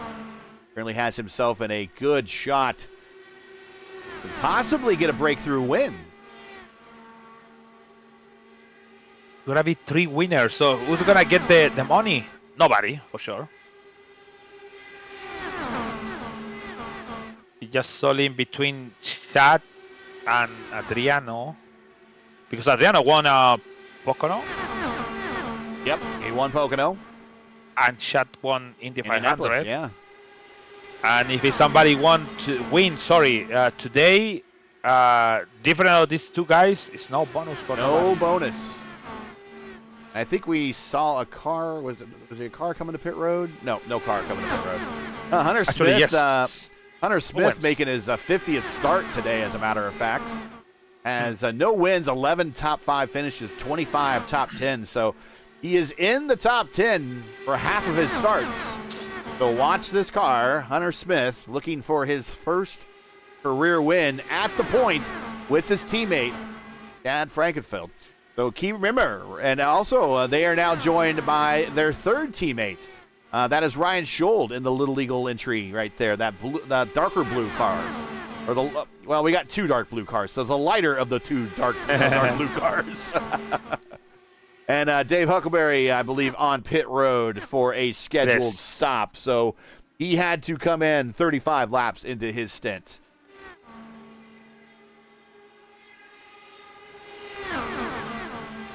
Tate is coming to the pit now. Should be the back group. Actually, yeah, it is. So I think so. Tate Lytle coming in with Logan Spass. So I guess they're going to be buddies here, at least for the foreseeable future. Indycar Scarlet also too is in pits. Baron Glover also is coming too soon. Hunter Smith has started now. The Little Eagle squad's kind of breaking away over the E4 of Ethan Stanley. Forsyth on pit road, not final stop. This is a scheduled stop. Did he speed? No, Indica Scarlet speed. Okay, so that's going to be a hold for Indica. He was just on the verge of the top 10. Very aggressive start to her race in the first opening laps. Frankenfield, our Indy 500 winner, to the bottom over Hunter. Ooh, clips the apron just a tick. But he's coming to pit road this time. So this is a scheduled stop. A.J. Hobson coming to pit road, scheduled stop. He crossed the line in 84 miles per hour. So over the 30. And she didn't have, so he parked the car.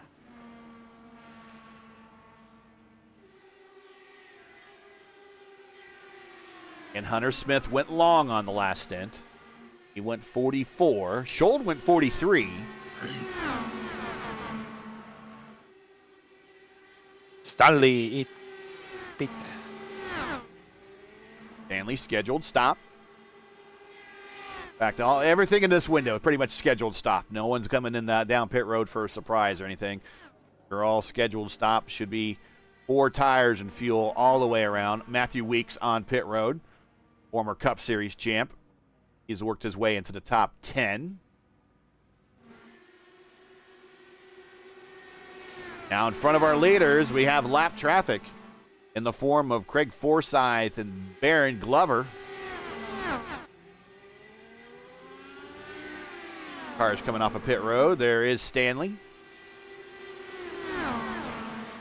To the outside of Glover, Hunter Smith sends it. And he gets to position, putting Glover a lap down. Now when these guys stop eventually, they'll get this lap back.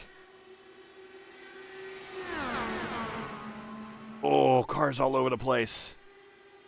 Look who's fourth.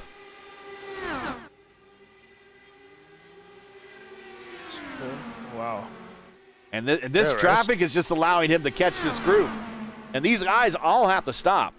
39 laps for Smith, 40 laps for Schold, 39 for Albrecht, 41 for Pinero. So I would imagine the one's going to stop the first is probably Pinero. Look at him send it on the bottom.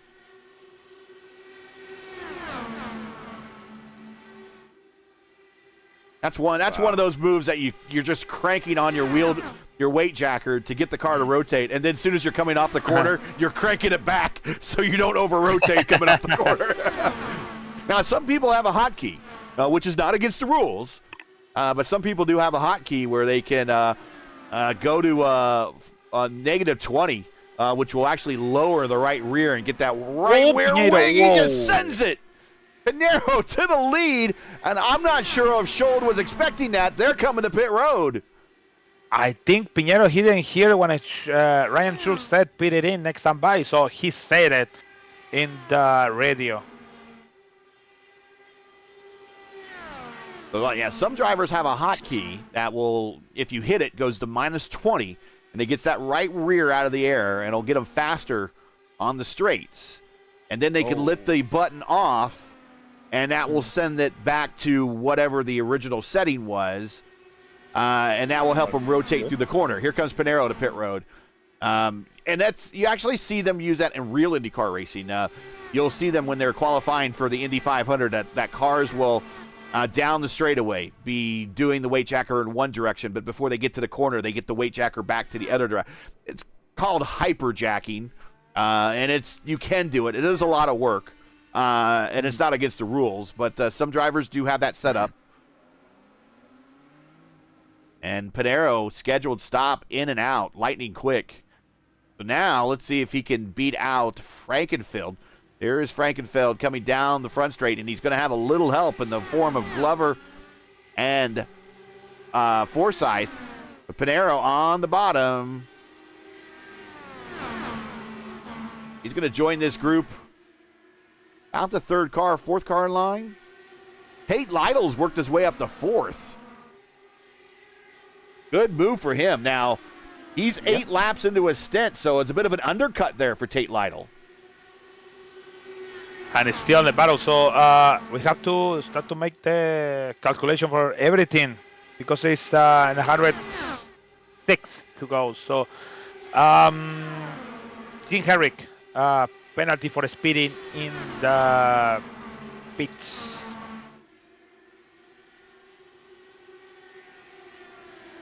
All right, let's reset the field, and then we'll actually pause for a break from Worldwide Technology Raceway. But Chad Frankenfeld, after this last round of pit stops, is now your leader. Ethan Stanley, he is second.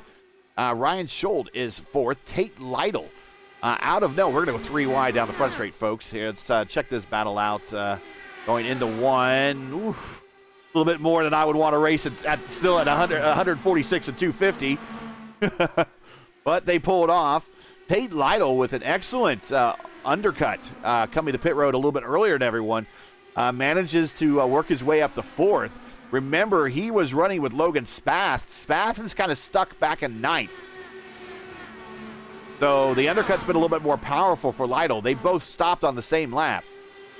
Although Lytle is under attack now by Pinheiro. Pinheiro is fifth. Fody back to sixth, which is probably his worst position. We've seen him all day.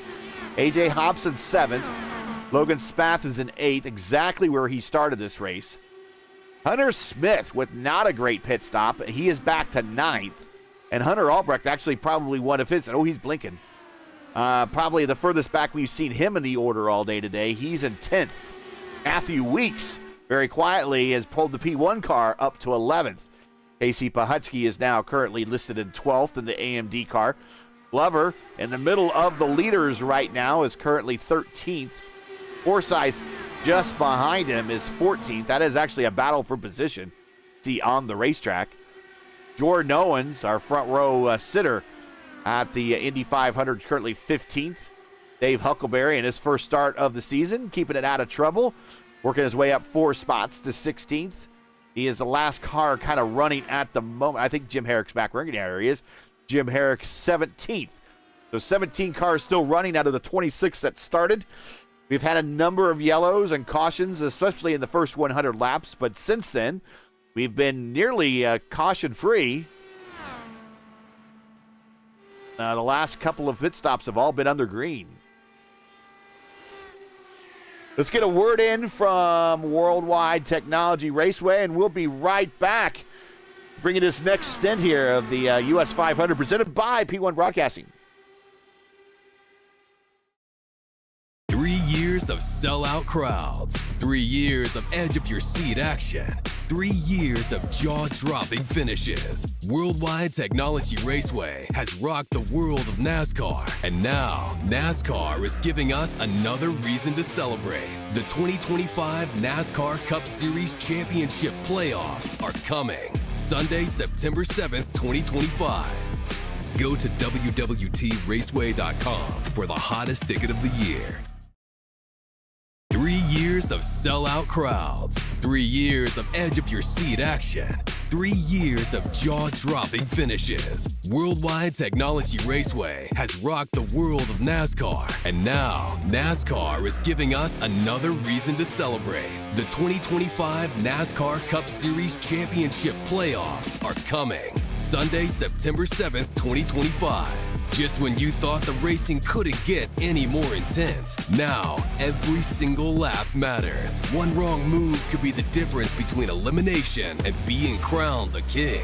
The Enjoy Illinois 300, the Confluence Music Festival, the NASCAR Cup Series Playoffs, and for the first time in 15 years, the NASCAR Xfinity Series on Saturday, September 6th. Don't be on the outside looking in. See history being made in your own backyard. Go to www.raceway.com for the hottest ticket of the year.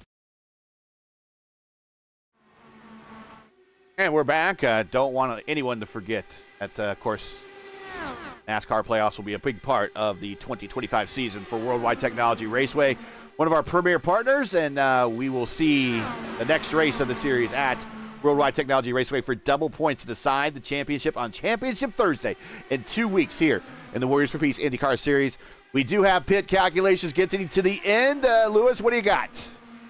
So I'm gonna calculate for Pinheiro and Chad. So that's the main guys for the championship. I know I wanna put the Stanley because it's gonna be more stuff and more numbers.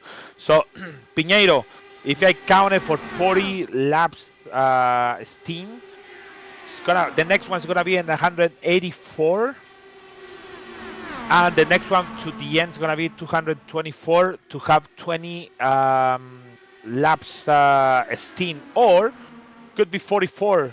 So it's going to be, for 44 laps, it's going to be in 188, next one, and 232 to have the last one, 18 laps steam. So maybe it's going to be short cut. Could be disadvantage for Pinheiro over there. Chad have something much better. It's 40, 40, 40, and the last one's going to be 32 to the end. So I calculate for an 178 laps and 178. The next one is 218 to the end to have 32 laps in the steam. So it's going to be interesting in the last team because Pinheiro could be choose for short, maybe the splash for 18 laps, or for 20 laps, 28 laps. So if it's my first option for 20 laps, 28 is much better than for a splash. So could be lose time on Pinheiro over there. All right, so there are the options and the strategy. Also involved here now, key players in the playoff situation is Frankenfeld is your leader. Ethan Stanley was the points leader coming into last week's race. He is P2 and probably will ascend it right now. If we were to finish this race right this very second, he is just ahead enough of Pinheiro that I think he would actually go back to the lead. Again, just doing the math is hard in my head bit. So we'll just say he might be the leader as we run. Then we go back to Pinheiro, who is he's tried at least once to take himself out of this race, but he's recovered and is currently in 5th. And then our other runner here in the points championship is Fody, who is currently back in 8th. The 5th player in the championship coming into today's race, Caleb Bency, is out with a wheel DC, and he is currently shown classified in 24th. So he would absolutely need a win next week or 2 weeks, and everyone else in front of him in the championship to have a bad race. Go ahead, Lewis. So I didn't mention Chad because Chad and Stanley, they have the same 16 laps, and Pinheiro and also 40 on Spat have the same laps. So also Schultz is over there. They have the same laps than Pinheiro. So I think this is real clear. Is these two guys have different strategy, and this guy followed by all of different guys. So. But I think the strategy for now is not really work. So I think, like we said, the last steam, 30 laps to go is gonna be the main race over here. So it's a race to lap 220, basically. Yeah, exactly. So it's like just stay on the laps, stay focused, like a Piñeiro do it. Just chill, stay with fuel, make it. Maybe he's gonna do 44 or 45 laps in the track, and the last 30 is the most important.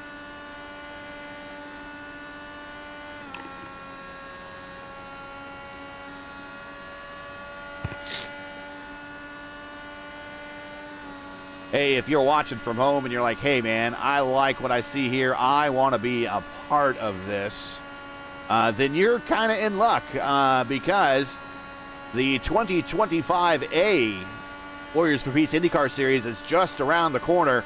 Round 1 will be January 16th at Homestead. If you'd like to be a part of the 2024 or 2025A Warriors for Peace IndyCar Series, make sure you join the Elite Racing League and the Elite Racing Network's Discord server, and you can learn more and sign up there and be part of the series. There are still openings. Looking for good drivers if you like this style of racing. 100% length races. Racing on everything from super speedways to permanent road courses to street courses to short ovals. And this is for you. You want to check us out, and that next season will start at Homestead. January 16th, right here on the Elite Racing Network. It'll be me and Luis Gonzalez Nunez bringing the action all next season long. We have 35 drivers. So I remember we talked about in Watkins Glen, I said 25 or 26. So increasing 35 after 2 or 3 weeks. So we have mostly from USA. We have one Australian, Connor Nixon, Canadians from Forsyth and Robert Hill Jr., and 2 Brazilians, Joao Ritter and Nelson Macias. So Piñeiro's not here. Not yet. I'm Not sure he'll sign. Hopefully he does sign up. Joe, it's good to see Joao Ritter. I think isn't Joao his teammate? Or was his teammate at one point? Macias? No, Joao Ritter. No, Joao Ritter was Panero's teammate. Ritter? No, I think so. No. I thought he was a Corinthian Bread King car because he's the former winner of a series that the old channel put on. So yeah, I know he's a pretty good guy. That was real good. I can figure it out. I can check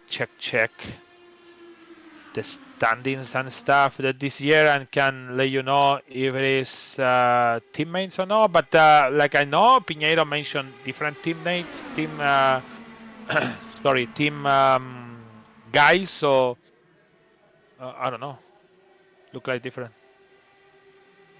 Schold, Frankenfield, Hobson. And now top 3 have kind of stabilized right now, although Chad and Ryan have really been the ones swapping the lead. Hobson's just kind of tucked his car in here and has been part of this group, saving fuel. Ethan Stanley is in 4th. Hunter Smith is in 5th. Hunter got around Panero. It looks like Panero still is doing a fair bit of fuel saving. Lionel has gone from 4th to 7th, which is 3 positions, but it is not very far on the racetrack. As you see, it's right there in your picture. Logan Smath has worked his way up to 8th. Logan looking to get his first win in the series. Logan, his racecraft on the ovals has been the most improved that I've seen over the last couple seasons. We've been covering him on the Formula Indy series. He's definitely really, really good on the road courses. He actually got his breakthrough win, unfortunately, got his breakthrough oval win in the RIL when the blackout period started for broadcast, for IndyCar broadcast, and no one saw it. So we know what happened, just no one saw it. So I guess if no one saw it, do you actually get a win? It's like when a tree falls in the forest, you know, if no one's there to hear it, does it actually fall? I don't know. Where the Logan Smath is 8th. Albrecht 9th. Tyler Fode now back to 10th. Not sure why Fode has fallen back to 10th. Maybe he's also trying to conserve a little fuel back there as well. Matthew Weeks 11th. He's right by himself at the moment. Pahutsky 12th. And Forsyth 13th. Jordan Owens is a battle for position right behind him, and Baron Glover. That is 13th, 14th, and 15th. Huckleberry running by himself at the start-finish line. He is 16th. Jim Herrick also running by himself. Well, actually, he's got Putski there. AMD car in 17th. Still the 17 car is still running. 169 of 250 in the books. And we are still in those, what I like to call the dog days of the 500-mile race, where we're just clicking off laps, keeping our cars out of trouble and making it to the next pit stop, whatever that might be. Everyone on this stint, actually pit stops are not that far away, as Frankenfeld 32 laps into the stint, Scholl 27, Hobson 32, Hunter Smith 27, and Stanley 31. That is your top 5 on stint lengths. So they all went 42, 39, 39, 41, and 39, respectively, last time. So we are very quickly nearing the next round of pit stops. Very close, very close. To mention one more thing, we're going to have next season one Indy 500 podium. So Richie Hearn as a rookie. I'm going to say rookie. It's not Richie rookie, actually. Yeah, rookie for sure. Yeah, it's rookie. But yeah, it's going to be in the league next season.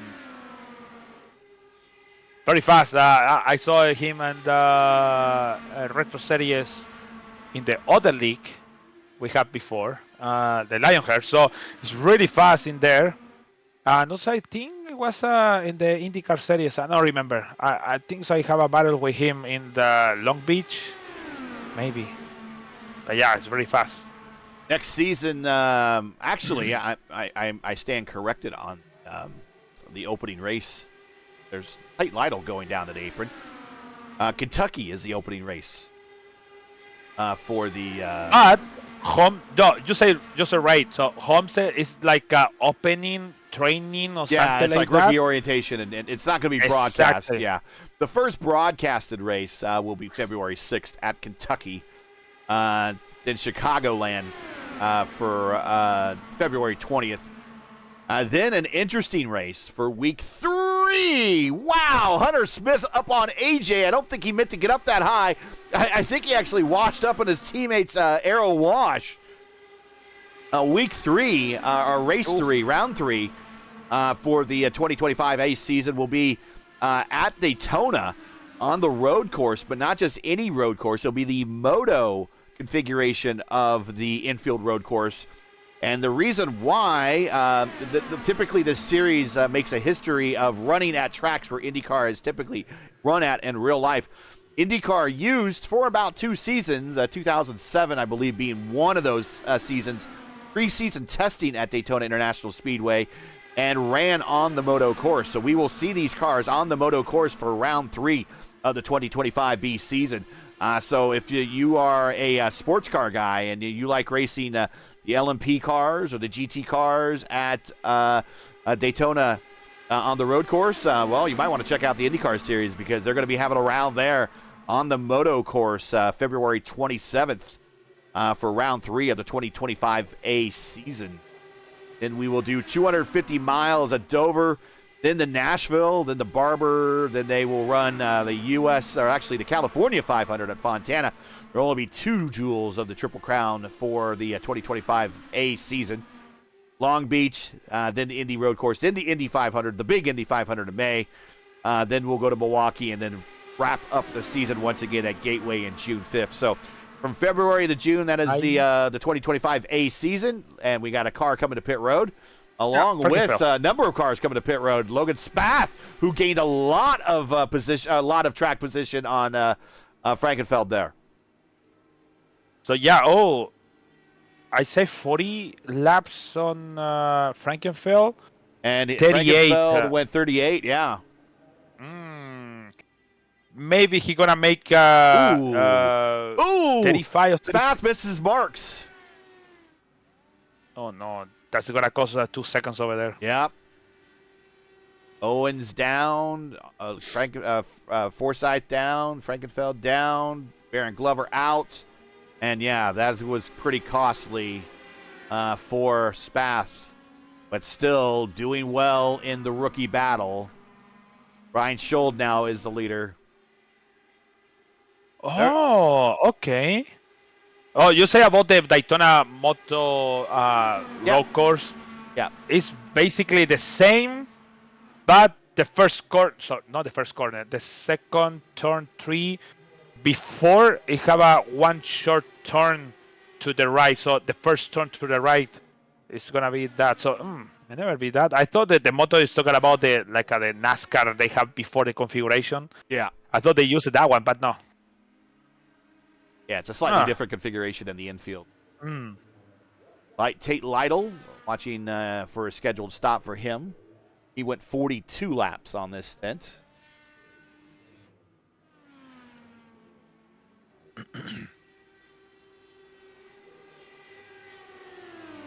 Now it's a battle at the front for the Little Eagle teammates of Schold and Smith. They went 42 and 41 respectively last stint, so they still have themselves anywhere from 4 to 5 laps still before they come to pit road. Ethan Stanley, he went 39. He's doing 41 this time, so he's found a little extra fuel mileage. Does the former point leader and 2-time winner this season.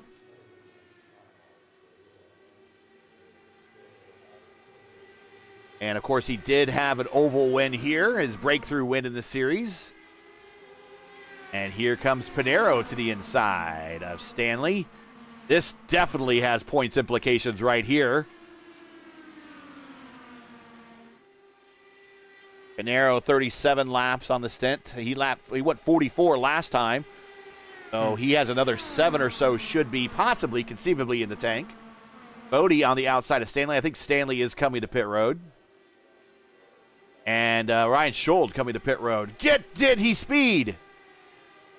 Nope, safe. Whoa, that was close.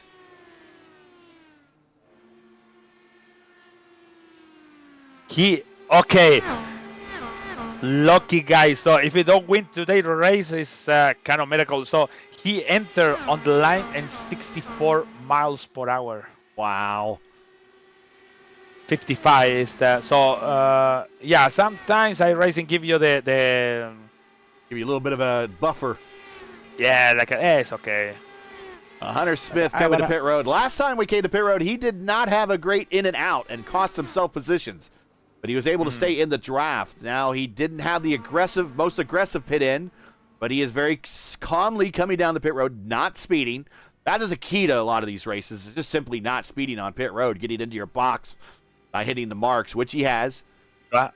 Sometimes not being the fast, but just being efficient is a way to do it as well.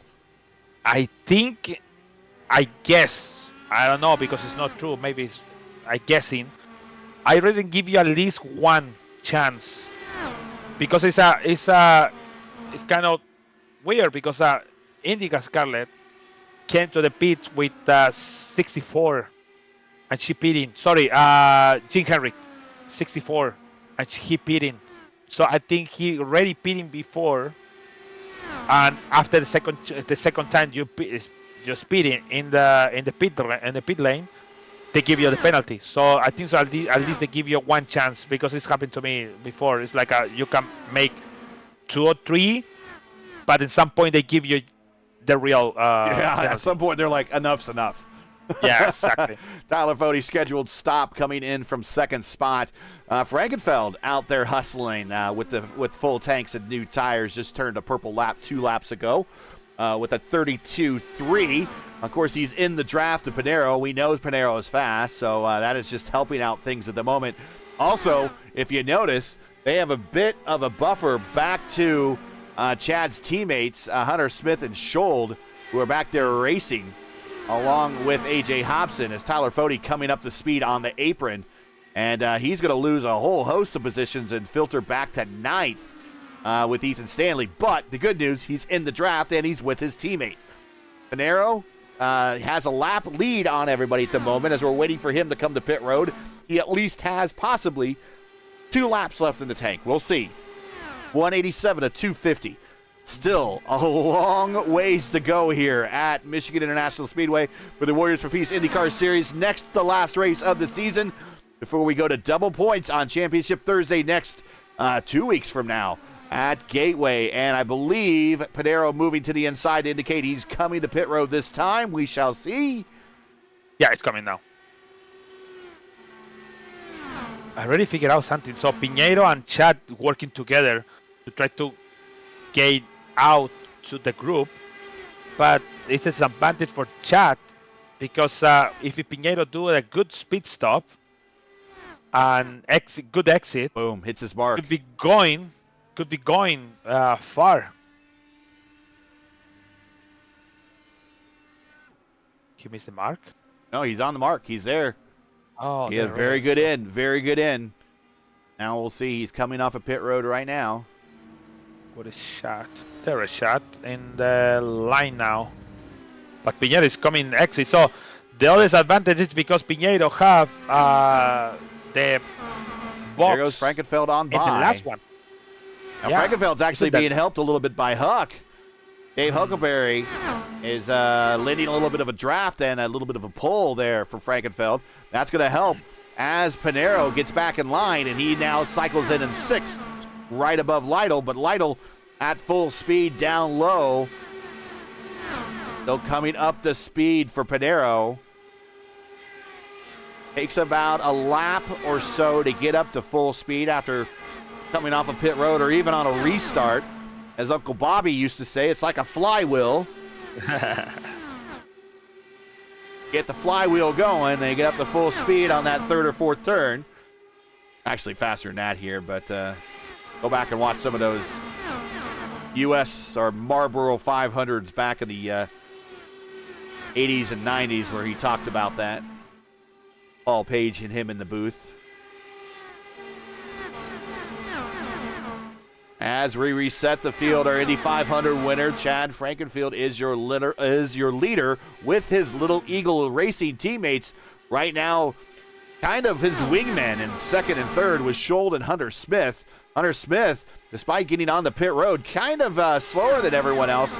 Efficient stop, nevertheless. He is out in third, and he is bringing up the tail of his teammates' threesome there. A.J. Hobson, the first of the non-Little Eagle cars in the order, kind of best in class at the moment. He is fourth.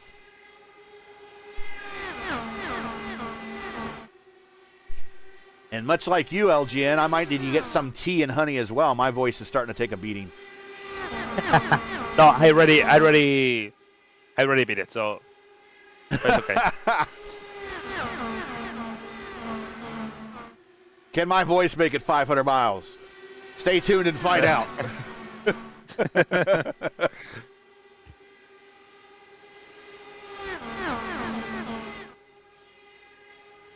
And once again, everybody, if you like what you're watching, make sure to go to the Elite Racing League, the Elite Racing Network's Discord server, and sign up for the 2025A Warriors for Peace IndyCar season.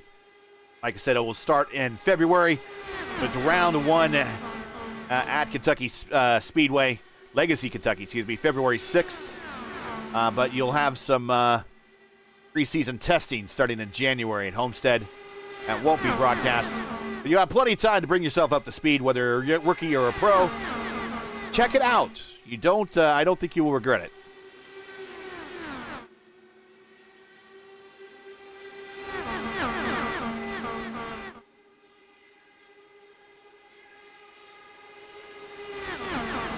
Once again, if you're just joining us, you are watching ERN's coverage of round 11 of the Warriors for Peace IndyCar Series. That's round 11 of 12. So we're in the old, one of my peers likes to say, the penultimate round of the championship.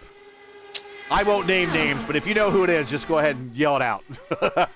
3 wide, Pinheiro down low. Wow, what a pass. Nice. He slides up in front of Hunter Smith. Pinheiro to third now.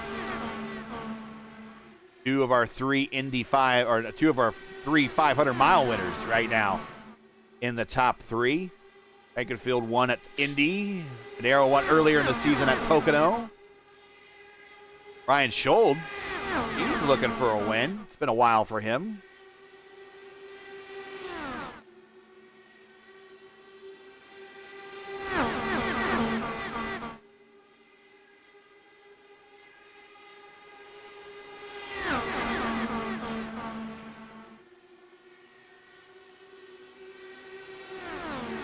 Ryan Schuldes is his 59th start in the series. No wins. 3 top 5s, 13 top 10s. Top 10 percentage, 22%. So about 1 out of every 4 races, he's in the top 10. Pretty consistent there. Then amongst contact with A.J. Hobson. 3 cars involved. We're under caution. Hunter Smith, I believe, might have been involved.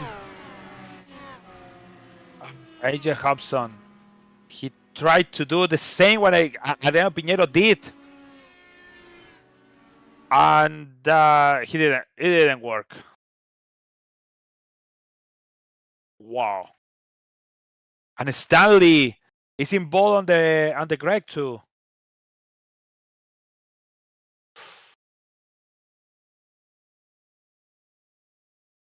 Here we go. I'm not sure if we gone back too far.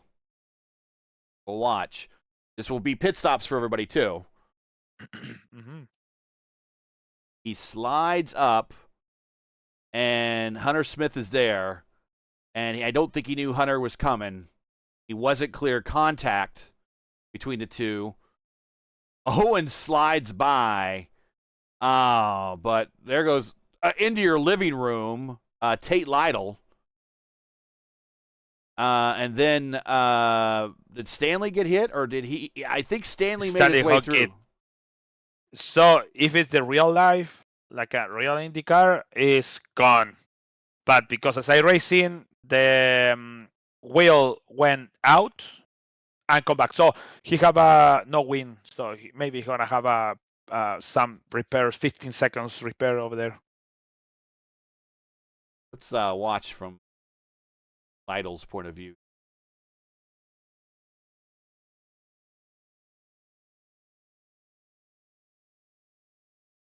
He had nowhere to go. Owens, wow.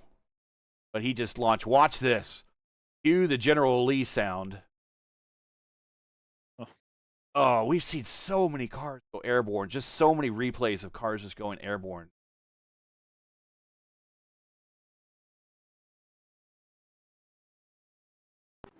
And we're back to live.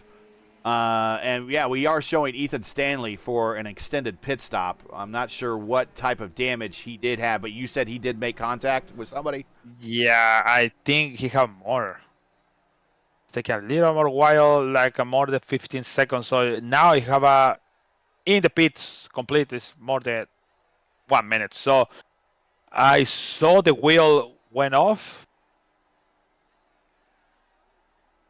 And now it's going out. So I think this damage, I'm going to check around the car. So if it's Let's true watch from his point of view.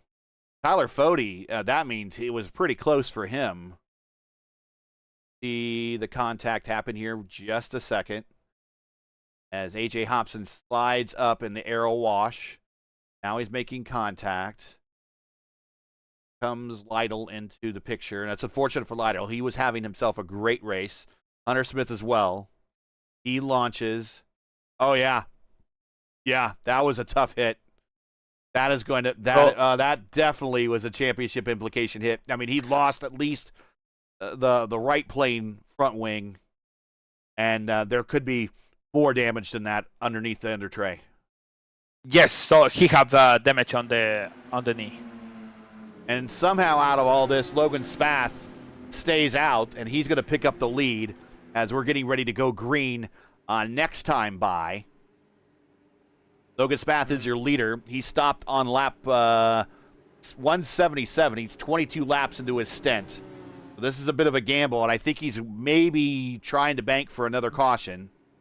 We'll think see. Logan Spath. Go ahead. Logan Spath makes sense.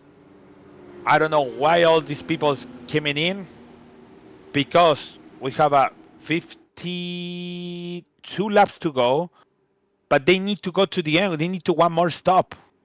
And he cannot too. make it 49. Yeah, he Yeah, does too. so- So might as well. Everyone, yeah, he's on his own but Logan is- strategy. Yeah. Yeah, so Logan Spat can go, make a change make a fuel, change the tires, and go to the end. But this guy might have all of these people have to make the splash. Make a splash with the old tires is not good. All right. And also, so especially with the exit on the turn on the pit. So, yep. all right. Well, let's go through the field real quick. We'll go green next time by. Green flag, green flag. Logan Spath picks up the lead. Ryan Schold, he is 3 cars back. So that's even going to help Logan a little bit more. He has a little bit of a buffer between himself and P2. Frankenfeld, Chad is right behind his teammates. There's Pinero. He is 4th. But keep in mind that it's the leader and then 3 lap cars, then P2.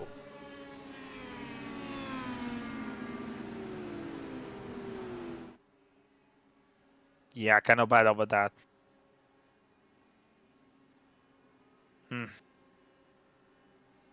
So there's your leader right there. And there's P2 right there. I just put a little green dot on him. So they got all 3 of these cars in the way. So we're looking at Pinero. Albrecht, he's back up in the top 5. He's 5th. Fode's 6th. Matthew Weeks, the Cup champ, 7th. Pahetsky 8th. Owens 9th. Stanley 10th. Stanley's going to suffer. He's probably going to be down on speed for the rest of this race. Logan Spath going to bring us up to speed. Green flag at lap 201. He's bringing him down slow. Gets a good jump. Ooh. David Huckleberry, bad start. He's like a jumping brake. He almost collect to Owens and Yeah, you Stanley at the back.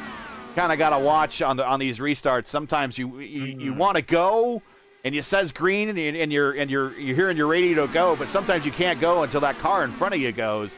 I know specifically in the VOR series, the rules say that you don't go on green, go when the car in front of you goes. So that prevents pile-up wrecks. But Spath pulling out to a 0.6 of a second lead over Schold and Frankenfield. Pinero 4th, Albrecht 5th. Everybody in the top 10, I believe, is on the lead lap. Craig Forsyth, I believe, is 1 lap down and would love to get around this battle and get back on the lead lap. It has been a very frustrating and long race for him. But frankly, it would not be the first time a car in that livery has come back from laps down to win a 500-mile race. And Gilles with 2 laps, no? Yeah, 2 laps at Indianapolis, Jacques Villeneuve. Yep.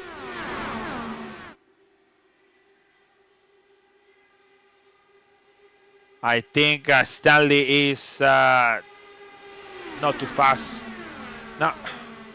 The last time by, Stanley was a 32.7, while Owens in front of him with a 32.6. So, well, he's got pace, but the draft helps. We'll see as this stint runs longer. Logan Spath leading his first laps, I think, of the season. Pinero on the wall. Oh, no! Right in front of Pinero. Took out the leader. And takes out Pinero. Oh, wait a minute. Pinero might have got out of it. Oh, but no. Frankenfield is definitely 100% in it. Chris. I know Chris, so... So here's Chris Albrecht was in it, but... Okay, let's see what happened. We see Pinero first make contact with the wall.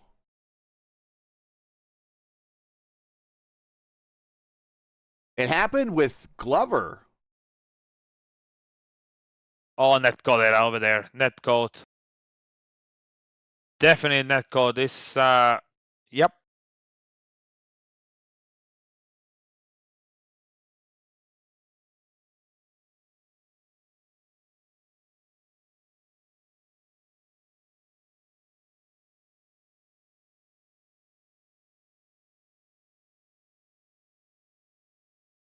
Here's what happened. Here is Glover on the inside. Uh-oh. Yeah, net code. So, yeah, that's the one incident.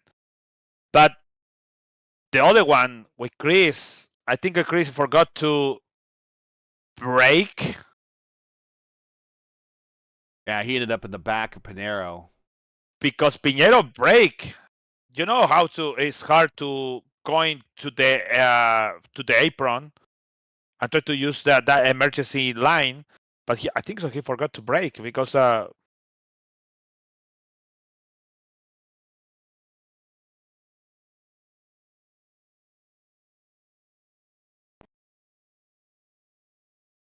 he went through Pinheiro. So, anyways, we don't have. We're watching Pinheiro. Pinheiro right now misses the incident, really. Whoa, he came so close. Goes to the inside, had to slow down, and then he gets rear-ended. And then does he go to the inside wall? He hit the wall. And how does the car goes over him? Well, let's see what kind of damage is out there. All right, we have now championship implications all the way around. Casey Pahutsky has inherited the lead, everybody. Jordan Owens, who just missed that wreck, is now second. Pinheiro still rolling. How is he rolling? I don't know. He is third. Matthew Weeks now is fourth. Logan Spath, he did come to pit road, and we'll turn off these driver details. They're annoying. He did come to pit road. Logan Spath at 206. So everyone did at 206. Well, I think everyone's going to have to stop again, really. I don't think everyone can go 40-something laps. 44 laps. It's going to be tough. Oh. Okay, so Pinheiro coming back in to top off. Pinheiro's gone. Weeks is coming with him. Jold is coming with him. And Ethan Stanley is coming down there one more time. Might as well. Jordan Owens is going to stay out, pick up the lead. Logan Spass second. Tyler Fode now, who was having a bit of a rough race. He was kind of back in the further portions of the top 10. Had a couple of the last incidents happen right in front of him. He is now third. Pahutsky goes to pit road, gets full service. We're right at the verge. Right at the 43 laps. Right at the verge. Somebody's going to have to save fuel here. I think we're done. But there might be some fuel saving involved. I think I'm going to put my coin on Forsyth. He's going to come in at the pits. And we're going to go for 42 laps to go. Forsyth, is he back on the lead lap? Yeah. Wow. I told you that. Yeah. Did Jim Herrick make the lead lap? Yeah, I think Jim Herrick's on the lead lap now. Too. That's his teammate. Owens is not going to be on the end, but Spat 40, Pahutsky, Scholl, Stanley again could be. I don't want to see Owens Stanley coming to pit road. Owens coming to pit road. He's giving up the lead. Okay. Pinheiro is going to go down a lap. So now Logan Spath now picks up the lead. He's going to bring the field back up to speed again. This is such a surreal race now. Championship implications all over the place. Ethan Stanley, who was looking at a bad finish now, has worked his way up in the fifth. The points leader coming into this race is sitting damaged on pit road in 10th. Chad Frankenfield, who was among the top 3 in the points, or top 5 in the points, he's now out in 12th. Tyler Fode, who's among the top 5, and actually is probably the one that's going to capitalize the most out of this race, is now second. And everybody you see in that picture, including Jordan Owens back in 9th, who's joining the tail end of this group, is on the lead lap. This is going to be a shootout for this entire group of cars. I think this is it. I think we're down to 9 cars. This is like an old-style kart race. Kart era race where they would have so much attrition at the end of the race they'd have like 6 cars running. This is 100% just like that. But instead of having, people like Pancho Carter and John Paul Jr. and people win their first 500-mile races that you never really heard of until then, we got Logan Spath, Tyler Fode, Casey Pahutsky leading this race. So I think if Stanley, I'm going to try to finish the race whatever I can. But 40 could be Pahutsky slides up in front of Schold. Now we're jockeying for position back there. Schold and Pahutsky. Pahutsky goes aggressively to the inside. Schold's going to try to go on the outside of that Warriors for Peace car. And the more those two race, the more they're going to lose touch with the top two. I think too early for 40 tried to defend the position. Oh, Piñera is coming out again. He fixed the stuff. He's going out. He's down at 11. In 15. Yeah, and 11. Dave Huckleberry's still running, and he is now 10 cars out there, but he is not on the lead lap. Huck is 2 laps down on his own lap, but he is now pretty much, if he could finish this race, guaranteed himself a top 10 finish.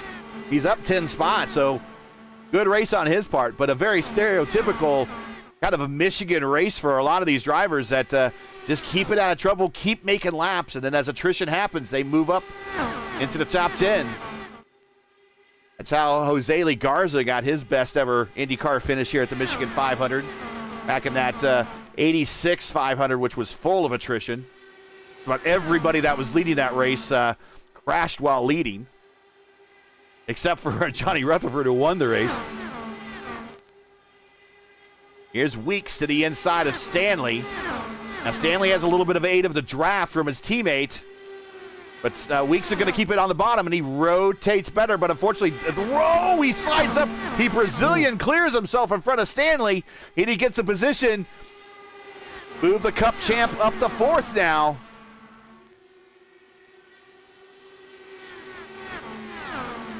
Oh, and he slides up in front of Schold. He likes that Brazilian clear.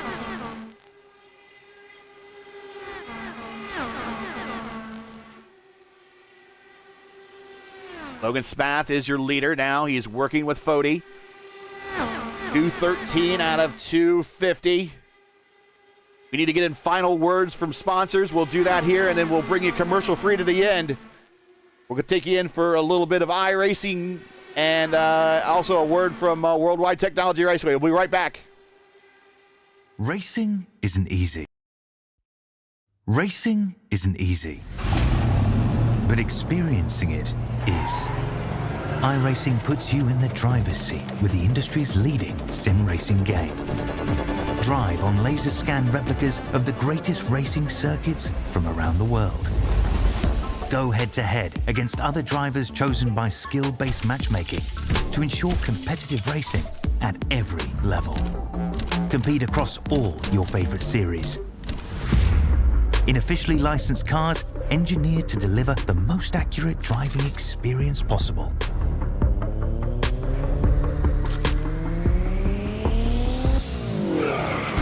Join a race or host your own with players from across the globe. Race against the computer or in a league with friends. Feel the thrill behind the wheel. Visit iRacing.com.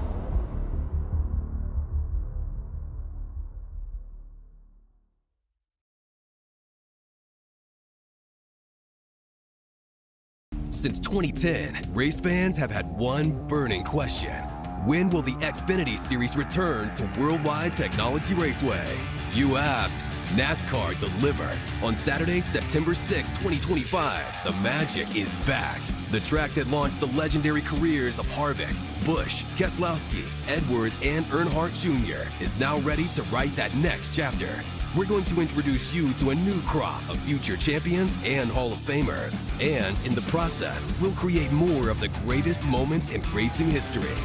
NASCAR Weekend 2025, the NASCAR Cup Series Championship Playoffs, the Confluence Music Festival, and now 250 miles of the NASCAR Xfinity Series. 2 incredible races, 1 challenging track, a 3-day party of epic proportions. Go to www.raceway.com and lock in your weekend racing and camping packages for as little as $20 down. All right, we're commercial free to the end. I want to thank all of our premier partners. Blue Egg, who sponsors Ethan Stanley.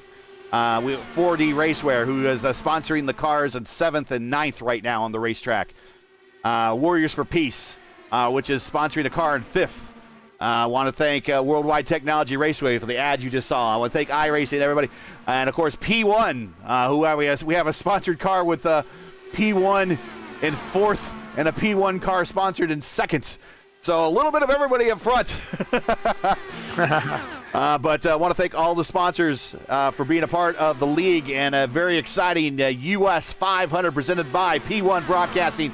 Closing laps here coming to 220 laps complete. Look at the attitude on in between Forsyth, Owens, Schultz, and Wicks maybe. And I say 40. But they save it for fuel. They save it fuel. They know they cannot go into the end. But Spad maybe save fuel, but Pahowski is not save fuel. So Pahowski, in my side, is not going to the end. Maybe it's going to be short for 1 lap or maybe half a lap. So all of these guys from 3rd to... Eric almost had a moment of coming off the corner. Keep going. Yeah. So to maybe Henrik too. No, Henrik's a little more back on the back. So they save fuel to the end. That's why Chris Forsyth is not there on the front. He cannot be on the end. He cannot finish on the end. So he saved it. Maybe 5 laps to go, like the regular guys and the Indy fix it. Do it to the last 5 laps. Attack. Try to go into the end, to the front to win the race. Pahowski aggressively defending the lead down the backstretch with the snake. Is it too early to be snaking at 30 to go? Yeah, for sure. It's like no. I know you want to try to do that, but I don't see the attitude on the spot. Try to pass him. It's just do whatever you want. I save fuel. I want to go to the end. So look at that. He stay on the back. Look at that. Stay on one line. He don't want to go. Should Logan just hold his line and not worry about following him, or is Logan following him trying to save some fuel? Exactly. So Pahowski is not thinking about that. Actually, Spad is 60, 70 laps. It's over all of these guys. So he have more chance than not going to the end. So that's why he's stay on the back. And another name to throw into the mix there, if it becomes a fuel mileage race, Jordan Owens pitted at lap 208, which was 1 lap longer than just about everybody else. So he has a little bit more fuel than everybody else up in this group. He's going to the end. So, but you know what's funny? You don't realize all of this stuff until it's 10 laps to go, where you check your black box or your stuff and said, oh, now I have to pit. Yeah, it's 10 to go, and I have only 9 on my tank. Oh my God!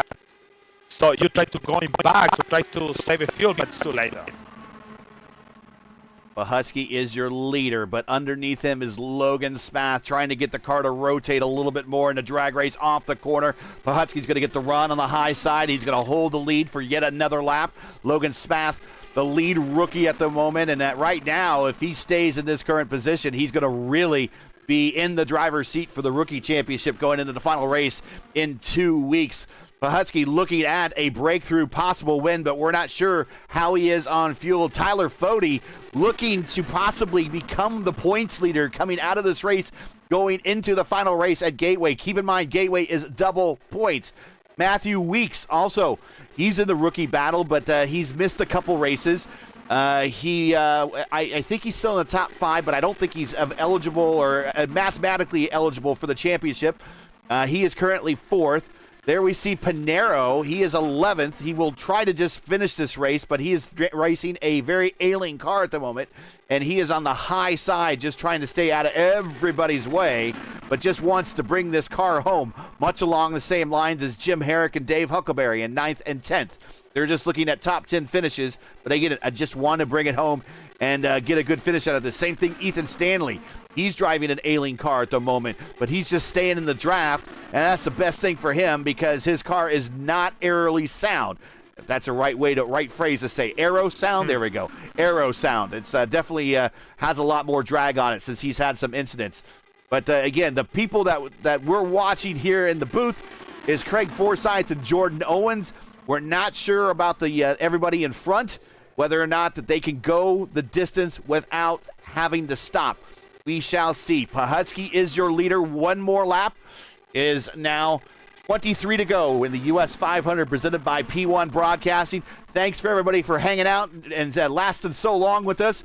Just like we see on the racetrack, these 500-mile races are such a slugfest. 2 hours and 30 minutes of race, so really, really long race, and still have a 23 to go. We can say a lot of things, but like I said, the last, I said 30 laps, it's like you have to be there, but the final 5 laps is when you have to be close to the 3 spot to fight for the championship. So clear it is, you cannot defend the car inside. You cannot defend the car inside. You have to, in my opinion, going to the third line. Try to defend over there. I think so. That's the key to win the race. Not going under high. I think so. Third to second line is the key to win the race.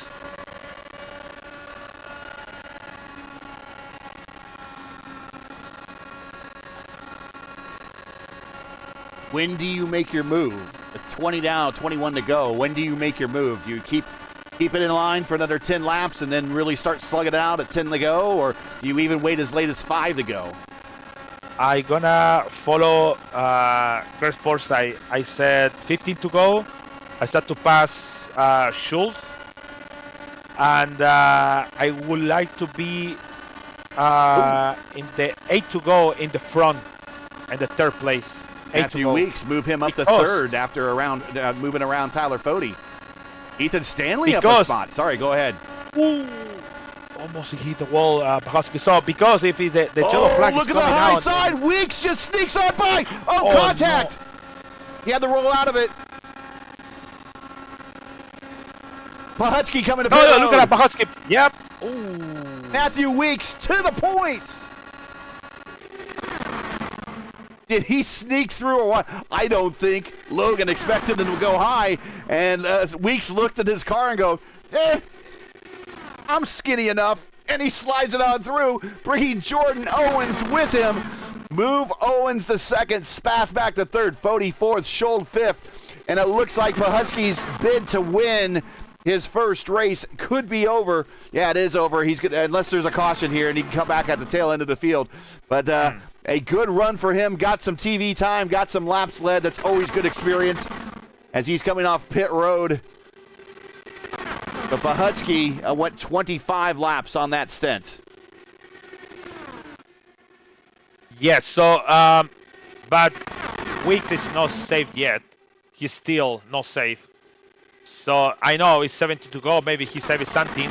But going first is you're gonna consume all the fuel, the full fuel. So that's why Owens is not making the move. So Chris asking on chat how many stopped during the yellow flag. So all of the first 8 from Henrik to Weeks, or the Weeks to Henrik. So all of these people stopped in the last.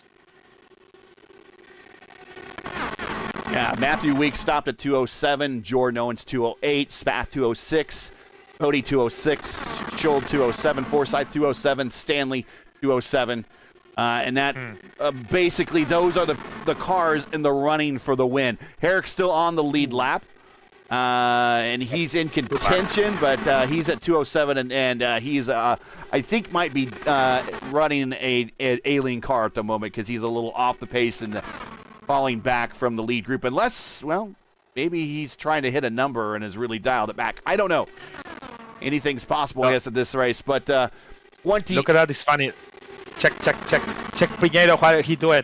He's fast. He's going. The car is damaged. He's going fast. He's going past people. So all of these guys going save fuels. He's going in the slow engine fuel, and Piñeiro is going just to finish the race. So 33-second laps. Yeah, you're right. 33-second laps, and I wish this overlay, like our other overlay, it will show you last laps turned in miles per hour. I'm willing to bet that they're out there turning 210s or less right now, just trying to eke out a little bit. And then you see Pahutsky going to the inside. Pahutsky, he's got new tires and tanked and fuel to go to the end, so he can push. Now Stanley somehow has made it to the lead. I think, I don't know. I don't want to have a Pahutsky next to me, try to finish the race and try to get the win the race. So he's gonna be there to the end. Just don't forget this. He's gonna be there, try to fight for something. He's gonna get look at it. He's just gonna go. Yeah, he's pushing right to the front. That's all he can do. That's gonna get him back on the lead lap. So now he needs to really hope that everyone behind him needs to stop. So Stanley, 31 laps into the stint. Look at that Forsyth. Weeks. And then we got Forsyth hitting pit road, or no? Yeah, no, it's coming. It's coming on the front. So I said 15 to go. Now it's going to start to attack on the front. So Stanley, 31 laps into the stint. Weeks, 31 laps into the stint. Spath, 32. Owens, 30. Forsyth, 31. Fody, 32. Schold, 31. And Herrick at 31. But we've seen people with caution flags go into the 40s. Hunter Smith did it a couple times. Yes. Heck, even we saw Schold did it a couple times. Yeah, somebody did the 44, 45. Yeah, Schold and Hunter Smith did it, I believe. And so now Weeks is your leader, and he's just tucking in behind Pahutsky, which is bonus mileage for him. But he's if he does make it into the 40s, I don't know. It is nail biting time. It is nail biting time, everybody. If you're just joining us, thanks for joining us. Make sure to subscribe. Make sure to hit like. You are joining us at a heck of a time. It has been a rough and tumble US 500 as Pahutsky getting close to the exit wall there on turn 2. What you see on your screen is pretty much what we got left. 3 wide going into 3. Jordan Owens, who started on the front row at Indy, going to the bottom, and is going to bring Logan Spath with him. In the middle here, and you see Adriano Pinheiro in that yellow and orange car. He is not in. Oh, we're going to go 3 wide. Ethan Stanley in the middle. Two points leaders here, having rough days, but Pinheiro, I don't mean to cut you off. Pinheiro out of the running right now, but just trying to bring the car home and rescue some points. He was the points leader coming into the day, but brought out our first caution, and he was involved in one of the last ones, and right now he's driving a damaged car. So Pahutsky is going to make a help for somebody. So, not going to spat and cross forces. So, Pahutsky is going to make a help for somebody. So, maybe one lap to go, could we make the draft for the leader and make the win the leader, because for draft, this happened what we talked about in the off. Oh, sorry, in the broadcasting about Montoya and Andretti. Yeah. In the final lap, so and Montoya won because he had a lap down in front of him. I had a lap car help him with the draft. You're right. I remember that. I forget who it was. Was it Franchitti helping him, or not helping him, but or one of the Brazilians? Okay. I think I'll let you know. I can find it between. Fody around Schold. Again, keeping eyes on Owens and Forsyth. Both of us seem to think they should be good to go to the end. It will be tight. Forsyth jockeying for position, staying on the high side. Problem is they're stuck behind a car that has a lot of drag at the moment. That's Pinheiro. Pinheiro's car is damaged. He's back in 11th. Oh, 7 to go. Don't go anywhere.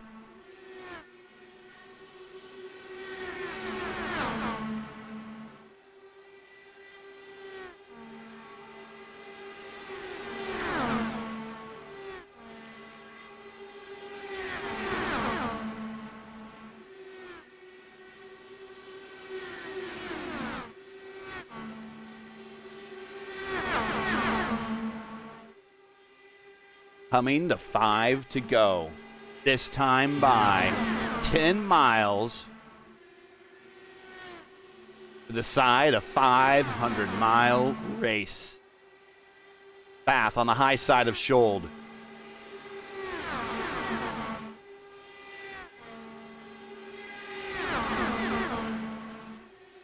Hey, somebody say Pirin. Say Pirin? Hendrik is Pirin. Anyways, he's on the back. He's not going to the end.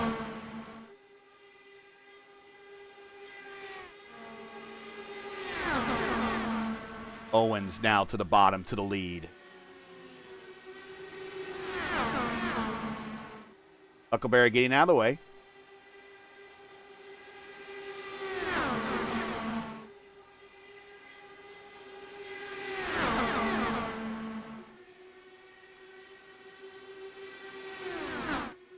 Danzo Marquez was on the front on the Montoya. Okay.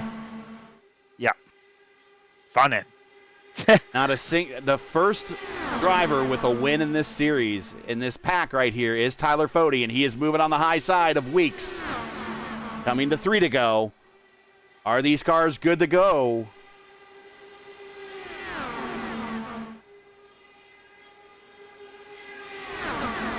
Okay, where's Forsyth? There is Forsyth. Okay, Yeah, so it is in the bubble. He is 100% in the bubble. Owens, He have to be in that line. Owens' 31st start, started on the front row at Indy, currently the leader. Going to be looking at the white flag, not this time by, next time by. Bringing him with us, Tyler Fode. He's got 2 wins in the series, 1 win this season, looking for the points lead. Tyler Schold, 58 starts previously. He's looking for the lead and for his first win. 2 to go. Work, so Owens have to use the second line, like I just said. Yes, that's the line to defend it. Matthew Weeks, 15th start. It's his 16th start. 1 top 5, 5 top 10s, looking for his first win. Owens to the bottom. Schold up top, coming to the white flag. It's the Whiplash Simcams white flag lap. Get the most out of your ride racing experience with Whiplash Simcams. Follow them on Facebook, like them on Twitter and Instagram. White flag in the air. Final lap of the US 500. Contact. Weeks breaks through. We're going green. We're going green all the way through. We're going green all the way through. We have not got caution. Here comes Forsyth. Forsyth is going to have a run.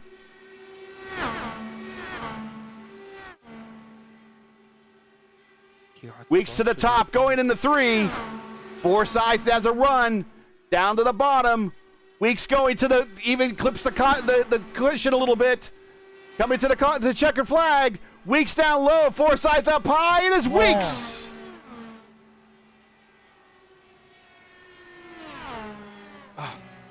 Wow.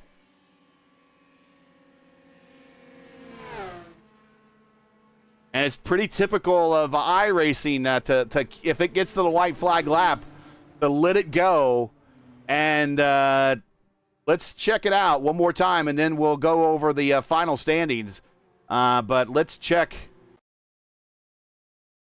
Schold and Owens gets contact. They collect Fode. Well, Stanley gets contact again. How he makes it through? No, he gets collected finally by Fode. Oh God, Stanley goes airborne. Oh.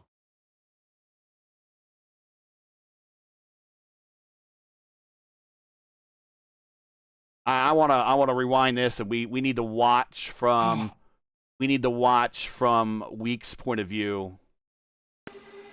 I try to understand Scholz's move, but I can. I don't know. It's like he went up and then he going down again. So it's weird. Yeah, there's goes Scholl. I think he was trying to tuck back in. No, he got loose. Watch this. This is the winning move right here.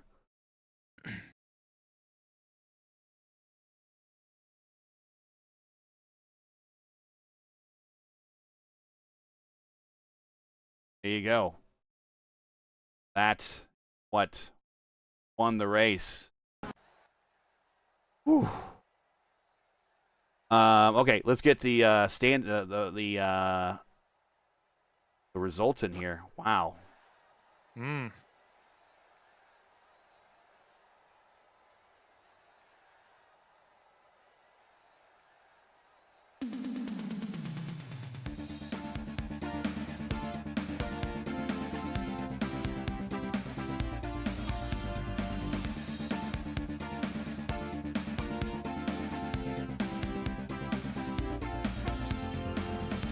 There we go. I'd always done those 6 positions.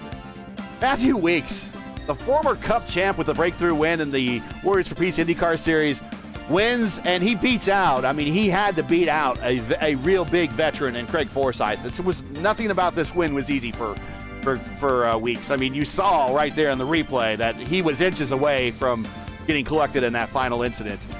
He is your winner and wins the 3rd leg of the Triple Crown, and it is a big breakthrough win for him, so he's going to be very happy when we get to him.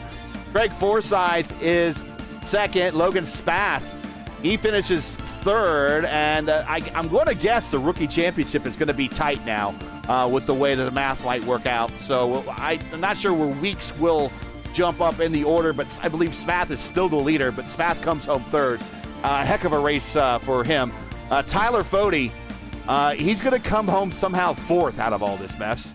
And I guess he's going to be happy with that. Jordan Owens, probably not happy that he's coming home 5th, especially leading with the white flag. Jordan Owens, Ryan Scholl, same way. Ethan Stanley. I guess there's only so many times you can dodge wrecks before finally you get caught in one. And timing was up for him. But he did get a top 10 out of this. Casey Pahetsky, excuse me. Great finish for him. He comes home 8th. Jim Herrick 9th. Pinero 10th. That's going to probably help Pinero in the long run. I think Pinero lives to see Gateway in the championship. So I think the championship's going to come down to Fode and Stanley, 2 teammates, and Pinero. I think that's really how it's going to shake out. We'll see when we get the points. Dave Huckleberry does everything he needs to do. Come home's 11th. Frankenfeld 12th. Albrecht 13th. Glover 14th, Lytle 15th, Hobson 16th, Hunter Smith 17th, Indica Scarlett 18th. A lot of these finishes are just not indicative of how these people raced. Jesse Vaughn 19th, Mark Rebellis 20th, Leighton Norgard 21st, Presley Sora, Joshua Osborne 22nd, 23rd. Caleb Bensi probably out of the points championship, unfortunately, 24th. Vandermarl 25th, Ryan Huckleberry 26th. I believe that is the final car.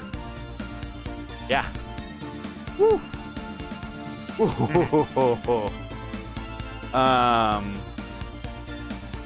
Goodness gracious. That's crazy. Really crazy.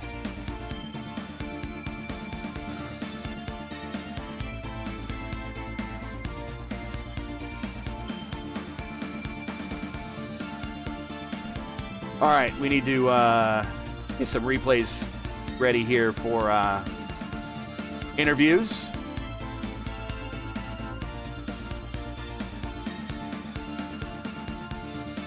And then we'll bring up our first of our podium finishers. That'll be Logan Spath.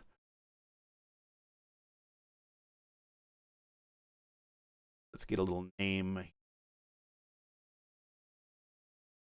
Yes, there we go. Logan Spath. 3rd place. Whew. I need a drink, man. Chad Frankenfeld did finish with the purple lap. There's a little solace to him. Let's get on in here for interviews.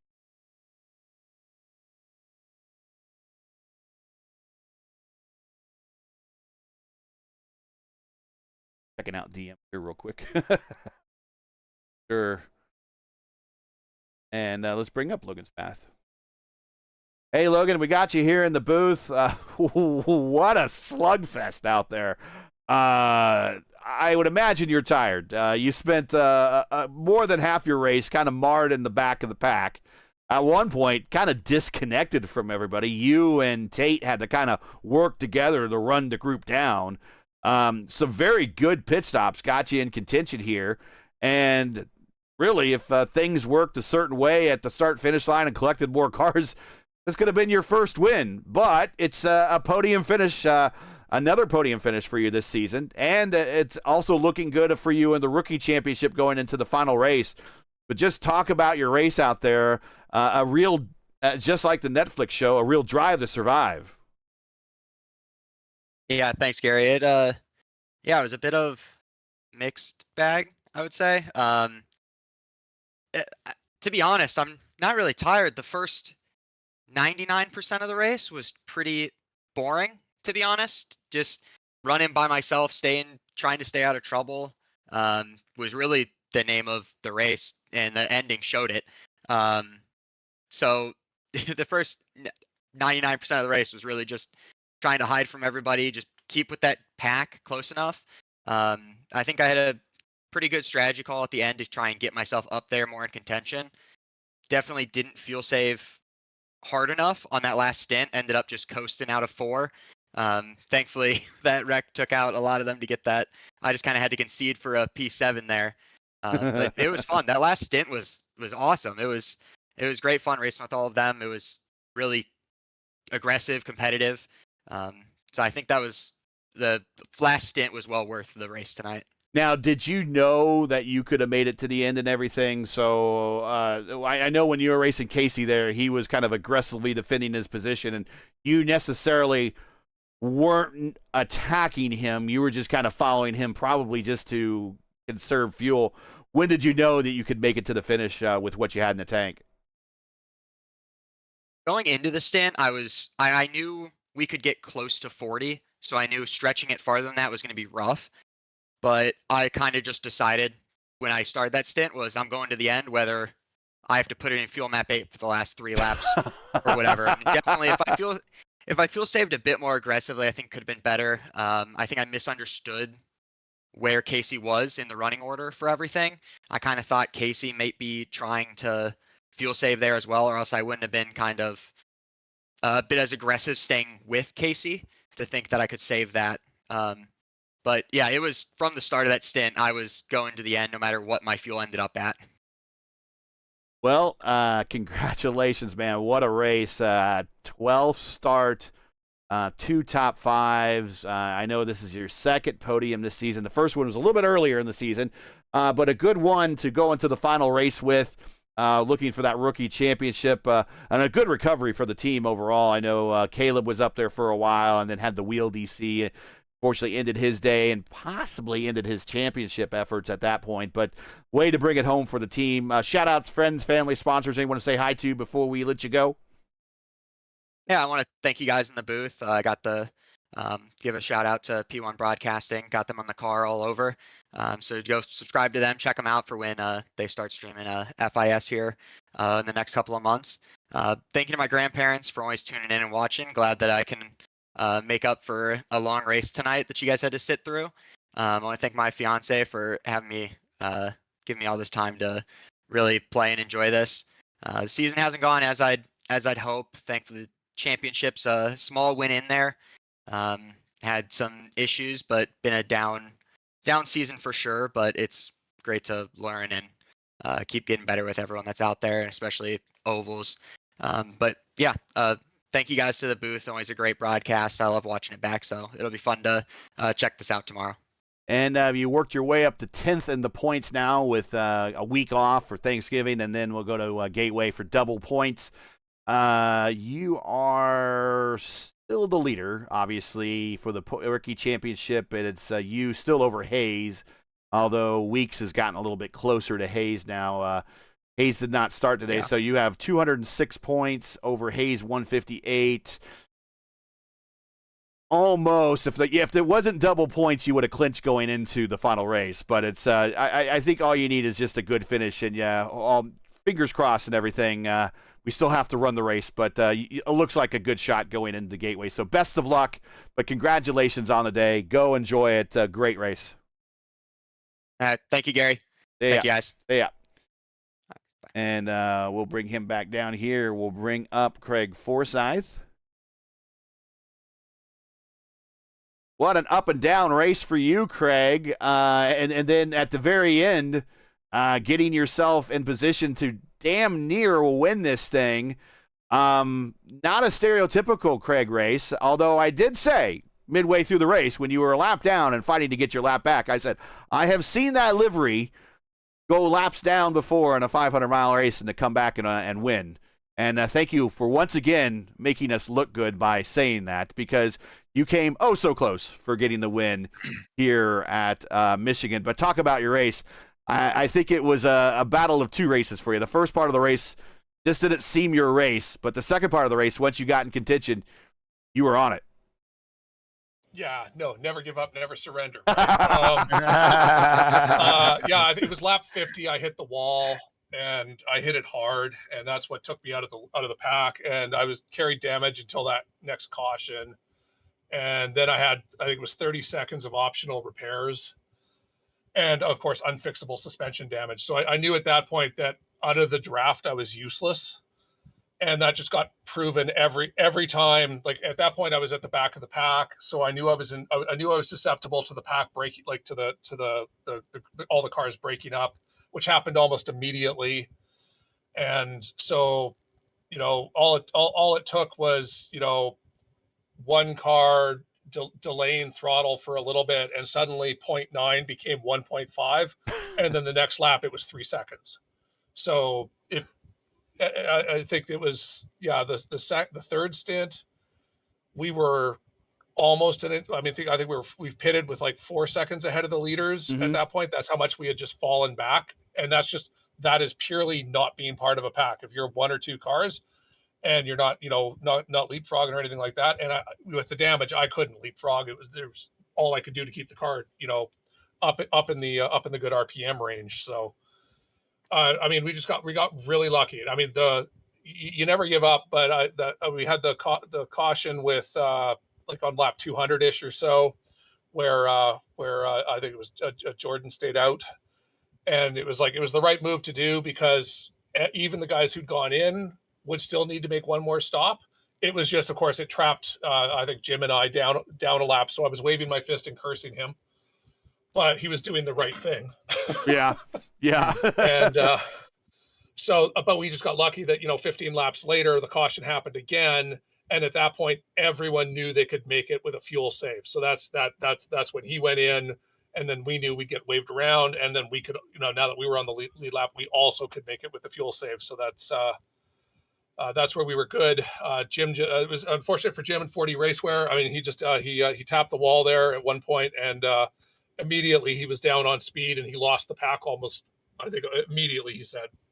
So, and the second that happened, the fuel save was out the window.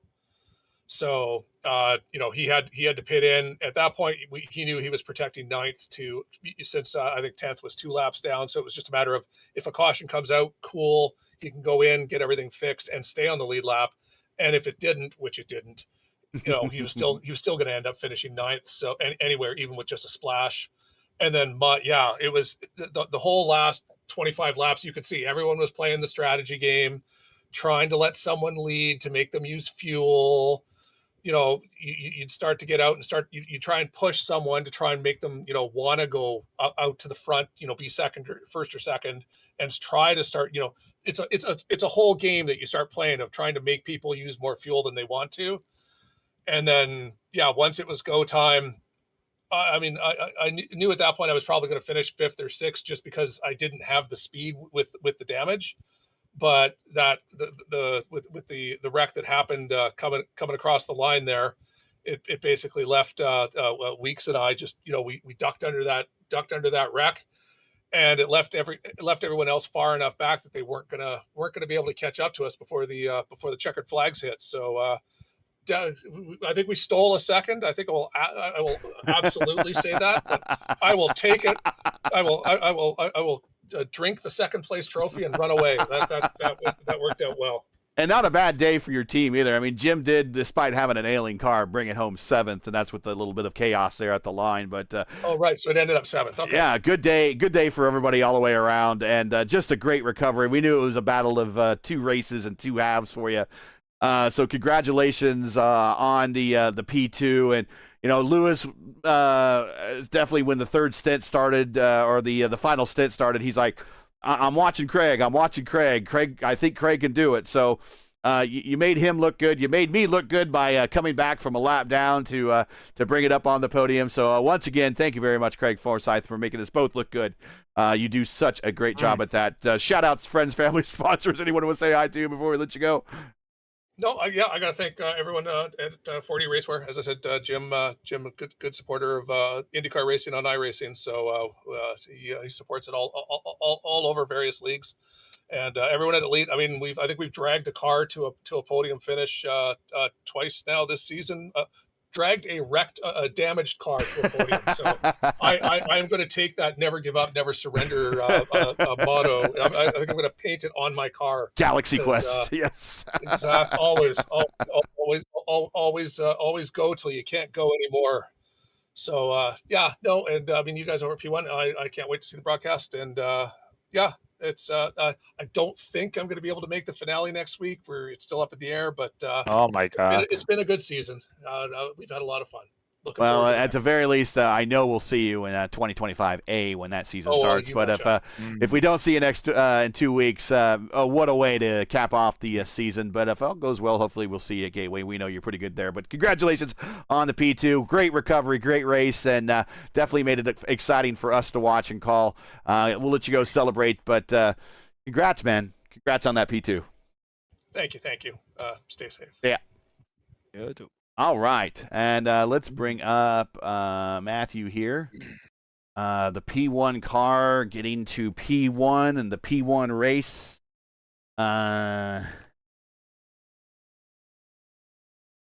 Let's bring him up.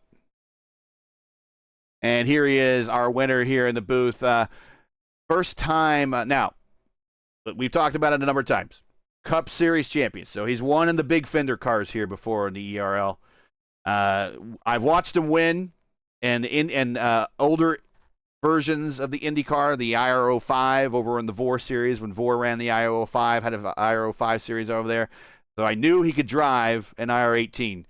And so when I saw him making the signing up for the ERL here, I said, how would you like to put P1 on the side of your car? Because I thought at some point during the season that he would be up getting some TV time and putting my logo up on the screen here, our logo up on the screen, that is. And, man, you delivered big time there, but congratulations, former Cup winner and now IndyCar IR18 winner. Congratulations. Talk about your race. You just kind of hung out, and then just like a snake struck there right at the very end when everyone got close to you. Yeah, the first half I was just riding, trying to figure things out. I don't race these cars a lot, so I was just trying to figure it out. And I noticed, it's a bigger track, so I didn't have to worry about all the dirty air all the time. There's multiple lanes, and then I know once we got about 20 laps on the tires, I felt really good. So we got that very long run, and then I think I went a couple laps too long and I lost the lead pack, and then I just got stuck in no man's land by myself, and it's just no fun because the draft is pulling the pack and you're a couple tenths off, and then you don't start getting faster than the pack until about 5 laps until you got to pit. So I was stuck, and then that one caution come out and saved us, and there it was just trying to be smart, and then we had another caution that put us close on fuel, and I just put it on map 3 and I just rode 6th gear in 3rd place forever, or 4th behind Fody, and then the leader pitted and he got past us all as soon as he took the lead, and I think it was Stanley in 2nd, and I was just like, I'm going to pass all these guys and I'm just going to let the lap car pull me around, and we saved enough fuel. As soon as we crossed the line, we ran out. So it was just perfect. Everything lined up perfect, and to win Michigan, this is where I got my first Cup Series win in Elite too. So it's just That's why it's just something about Michigan. I feel really good here, and I just love this racetrack. Now, I know that you come from the Cup side of things, and they have now IndyCar doesn't always have, even a real world IndyCar, they have now one 500-mile race a year, whereas it seems like the Cup guys in real life are racing a 500-mile race like every week. I know back in the 80s and 90s, it seemed like every race they were racing was a 500-mile race, and IndyCar was lucky to race 3 in 1 year. So I think in the grand history of IndyCar racing, of course, there's been 108, 109 Indy 500s, throw in another 25 or so from Pocono, California, Michigan. So maybe, I think right around maybe 200 500-mile races total in the entire history of IndyCar. I have to go count that up. But you have probably more experience driving a 500-mile race than most of the people in this field. Did any of that work out to your advantage where you're just used to running longer races, so you just know you have to keep the car in contention just to be there at the end? Yeah, definitely. We get 3 a year in the Cup Series, full distance races. And you're right. I've done it so long. I mean, I remember years ago there's a league I did where we just did full distance races in the Cup car. So it's my strong suit. I feel the longer the race, the better I do. I just like to take my time and see how things go. And you're right. Keep your car clean. And I feel like the longer the race, the better I adjust to the race, the car to the track and everything. And I get better and better and better. So it fits me. If I can run the entire race, I feel like I can be a contender towards the end. Well, more than a contender, winner today here at the US 500. The P1 car winning the US 500 presented by P1 Broadcasting. Congratulations. Shout-outs, friends, family, sponsors you want to say hi to before we let you go? Shout out to you, Gary. You hopped on board with the P1 broadcasting before the season even started with it. Give me a chance, and I'm like, I'm not that great, but you know what? Let's do it. And we've ran good. I'm not big on the road courses, so I kind of just skipped those because I didn't want to be a hazard. But I know when I get to an oval side, I feel like I said, I can contend, and it's cool, representing your brand. I met you in that other league, and you're a cool guy, man. So it's cool to have you in the car. It's cool to put you in victory lane. My buddy Justin Vandermeer, who put this scheme together, hit him up at JV Designs. He paints all my schemes, and he does one great job. I love everything he does, and everyone that watched all the Pro Edge guys, this is the first Pro Edge win in the IndyCar Series too. So it's awesome, man. I'm amazed, to be honest with you. I never thought I would win an IndyCar race, and everyone in the booth, I can't wait to go back and watch it. Chad for running this. I know he does a lot for the IndyCar side, a lot too. So shout out to him, and thanks for letting me race this season. I wasn't going to, and he kind of talked me into it. So shout out to Chad for that, and everyone that raced. It was a good race. It was crazy at the end with the fuel savings, so that just made it more interesting. And I can't wait to go watch it back, man. It's gonna be good. Last question. I should have asked this before, and I meant to ask this. You can censor yourself, obviously. One word that was going through your mind when you saw Fody sideways in front of you after taking the white flag at the start-finish line, and you're having to go down to the apron to avoid that. What was the word going through your mind? I don't think I said anything because I hit the apron and I thought I was going to overcorrect. I didn't say a word until I crossed the line and the race was over. Everything happened so fast, and I'm like, oh God, and I hit the apron, and I'm like, oh no, it's not good to hit the apron with this car, and it kind of jerked to the right, and I didn't say a word, and I'm just concentrating on trying not to get past. Well, I wouldn't blame you if something a little bit more censored came out, but congratulations on the win.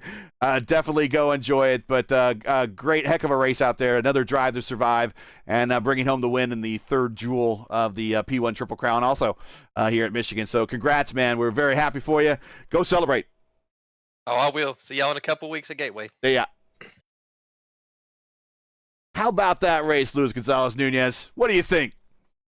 I think it was a long race for sure, but was 2 hours and 42 minutes. That's a lot, but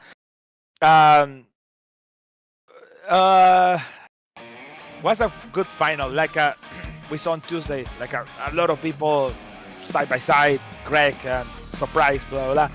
So really surprised today about the race today. So And also surprised about the standings. So yes, we need to talk about that. Yes.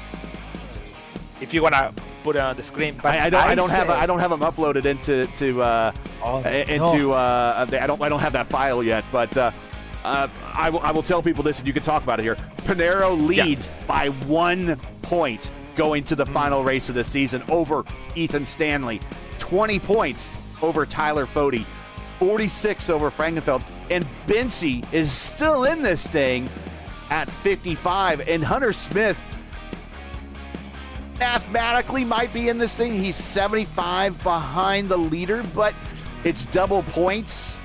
So maybe in a weird scenario, he might be able to sneak in. I don't know, but we'll have to find out. We'll know all the scenarios going to. We'll ask ChatGPT, but we'll know all the scenarios going into Gateway here in 2 weeks. But Pinheiro leads by 1 after such, and let's just be nice, it was a crap race for him. I mean, everything that could have gone wrong went wrong for the guy, but somehow he managed to bring it home, and he's coming out of this thing with a 1-point lead going in the finale here in 2 weeks. Well, like he started very bad, but now he's a contender for the championship. That's the good thing. So I'm gonna say this: Fode, Stanley, and Pinheiro, they are contender for the championship. I don't see Chad try to do something over Pinheiro. Sorry, I know it's my boss, but I think what he did today was a function, so for sure. But I think Pinheiro, Stanley, and Fode, they are. But I raced that in that oval with this league with different setup, and the setup is really difficult. It's not like you expected, like in turn 3 and 4 it's easy, just full throttle. No, you have to lift the car, and in turn 1 and 2 in Gateway you have to at least brake and going to the 5th to 3rd in gear, so you have to go and play a lot. And also the pit entry is crazy. So the setup we make over here is super realistic, and is super oversteer, understeer. The exit is different what you expected. So it's really difficult. It's gonna be a lot of points to find out over there. And I think Pinheiro, for experience, he have the first chance to win the championship. But what happened today, he have a Greg for 2 times, I think so, today. Yeah. And actually it was 2 times, and he finished the race. But everything could happen. I said Frankenfeld could be out, but what happened? Maybe Pinheiro is gonna Greg, have a lap down and have a disaster. Stanley maybe some mistake in the pit road, and Fode maybe could be winning the race and win the championship. Who knows? So everything gonna happen. Double points in 2 weeks. So video in 2 weeks, and happy Thanksgiving to USA. Well, thank you, and rest your voice, because we'll need you next week on Tuesday when we have P1. I get in there. Tuesday night IndyCar Oval Series top split when we go to Kansas for the next to last round of their season. That's 7:15 p.m. Eastern time. For Kansas. That's next Tuesday. That's over on P1. But that's going to do it for us tonight here on ERN. That's the finale, at least for the P1 Triple Crown Challenge. Once again, your podium for the US 500 presented by P1 Broadcasting is Matthew Weeks with the breakthrough win. Former Cup champ gets the win here over Craig Forsyth and Logan Spath. And if you're as new to IndyCar racing as Weeks is, and you can pull out a win over Forsyth and Spath, who have hundreds of starts in these cars, that's pretty darn good. So, join ERN again in 2 weeks for Round 12 and Championship Thursday as teams and drivers head to Worldwide Technology Raceway to decide this championship. Who's going to win the coveted 2024 B crown? Well, you got to tune in to find out. Is it going to be Adriano? Is it going to be Tyler Fode? Is it going to be Ethan Stanley? Maybe Chad Frankenfeld? We shall see, but you won't know until you tune in.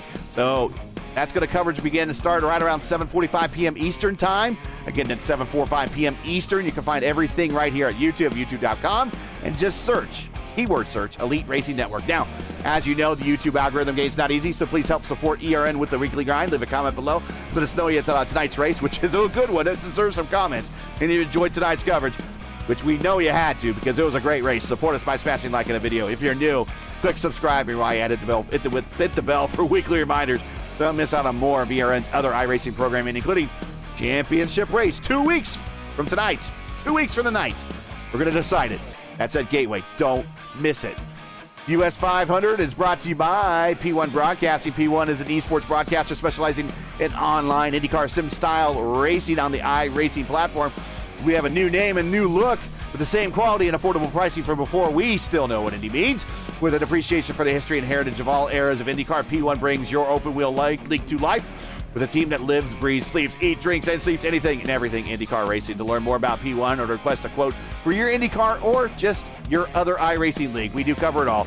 Check out their social media links. P1 can be found on YouTube, Facebook, Instagram, X, and a link tree. You can find all their links in the description. I want to thank the league for allowing us to sponsor the Triple Crown Challenge and the race tonight here at the US 500. The Elite Racing League's IndyCar Series naming rights are paid for by Warriors for Peace. Warriors for Peace is a foundation promoting peaceful change in the world to honor the beautiful life of Jack Shockley. Check out warriorsforpeace.org for more information.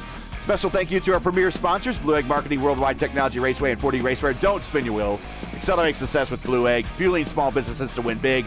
To learn more about Blue Egg, go to blueeggmarketing.com or click on their link in the description. Sponsor of the car that's second place in the championship and might have a shot 2 Thursdays from now from winning the championship. Worldwide Technology Raceway is a motorsport racing facility in Madison, Illinois, and that's where we're going to go decide the championship here in 2 weeks. To learn more about Worldwide Technology Raceway or to buy tickets for one of their marquee events, check out www.raceway.com or click on the link in the description. And 4D Raceway, to the car that finished second place today. Check out their line of battle-tested made for sim racing gloves, shoes, and apparel. Visit them today at 4draceway.com or click on the link in the description. Track cams for this race are provided by Whiplash Sim Cams. Whiplash is the exclusive track cam provider for ERN and a sponsor of the White Flag Lap. Get the most out of your iRacing experience with Whiplash Sim Cams. To learn more about Whiplash, like them on Facebook or follow them on X and Instagram. Keyword search Whiplash Sim Cams. Links are in the description. For business inquiries to learn more about the Elite Racing League and what we do, visit EliteRacingLeague.com. Subscribe on YouTube, like us on Facebook, follow us on X and Instagram as always. The links are in the description. So, for Luis Gonzalez Nunez with the bad voice, and myself with the bad voice, and everyone here at ERN saying to all, good night. Thanks for watching to all of our men and women serving in the military and as first responders. Godspeed. God bless. I come home safe. Catch us again in 2 weeks for Championship Thursday at Worldwide Technology Raceway for the next race up, the Elite Racing League's Warriors for Peace IndyCar Series. Good night.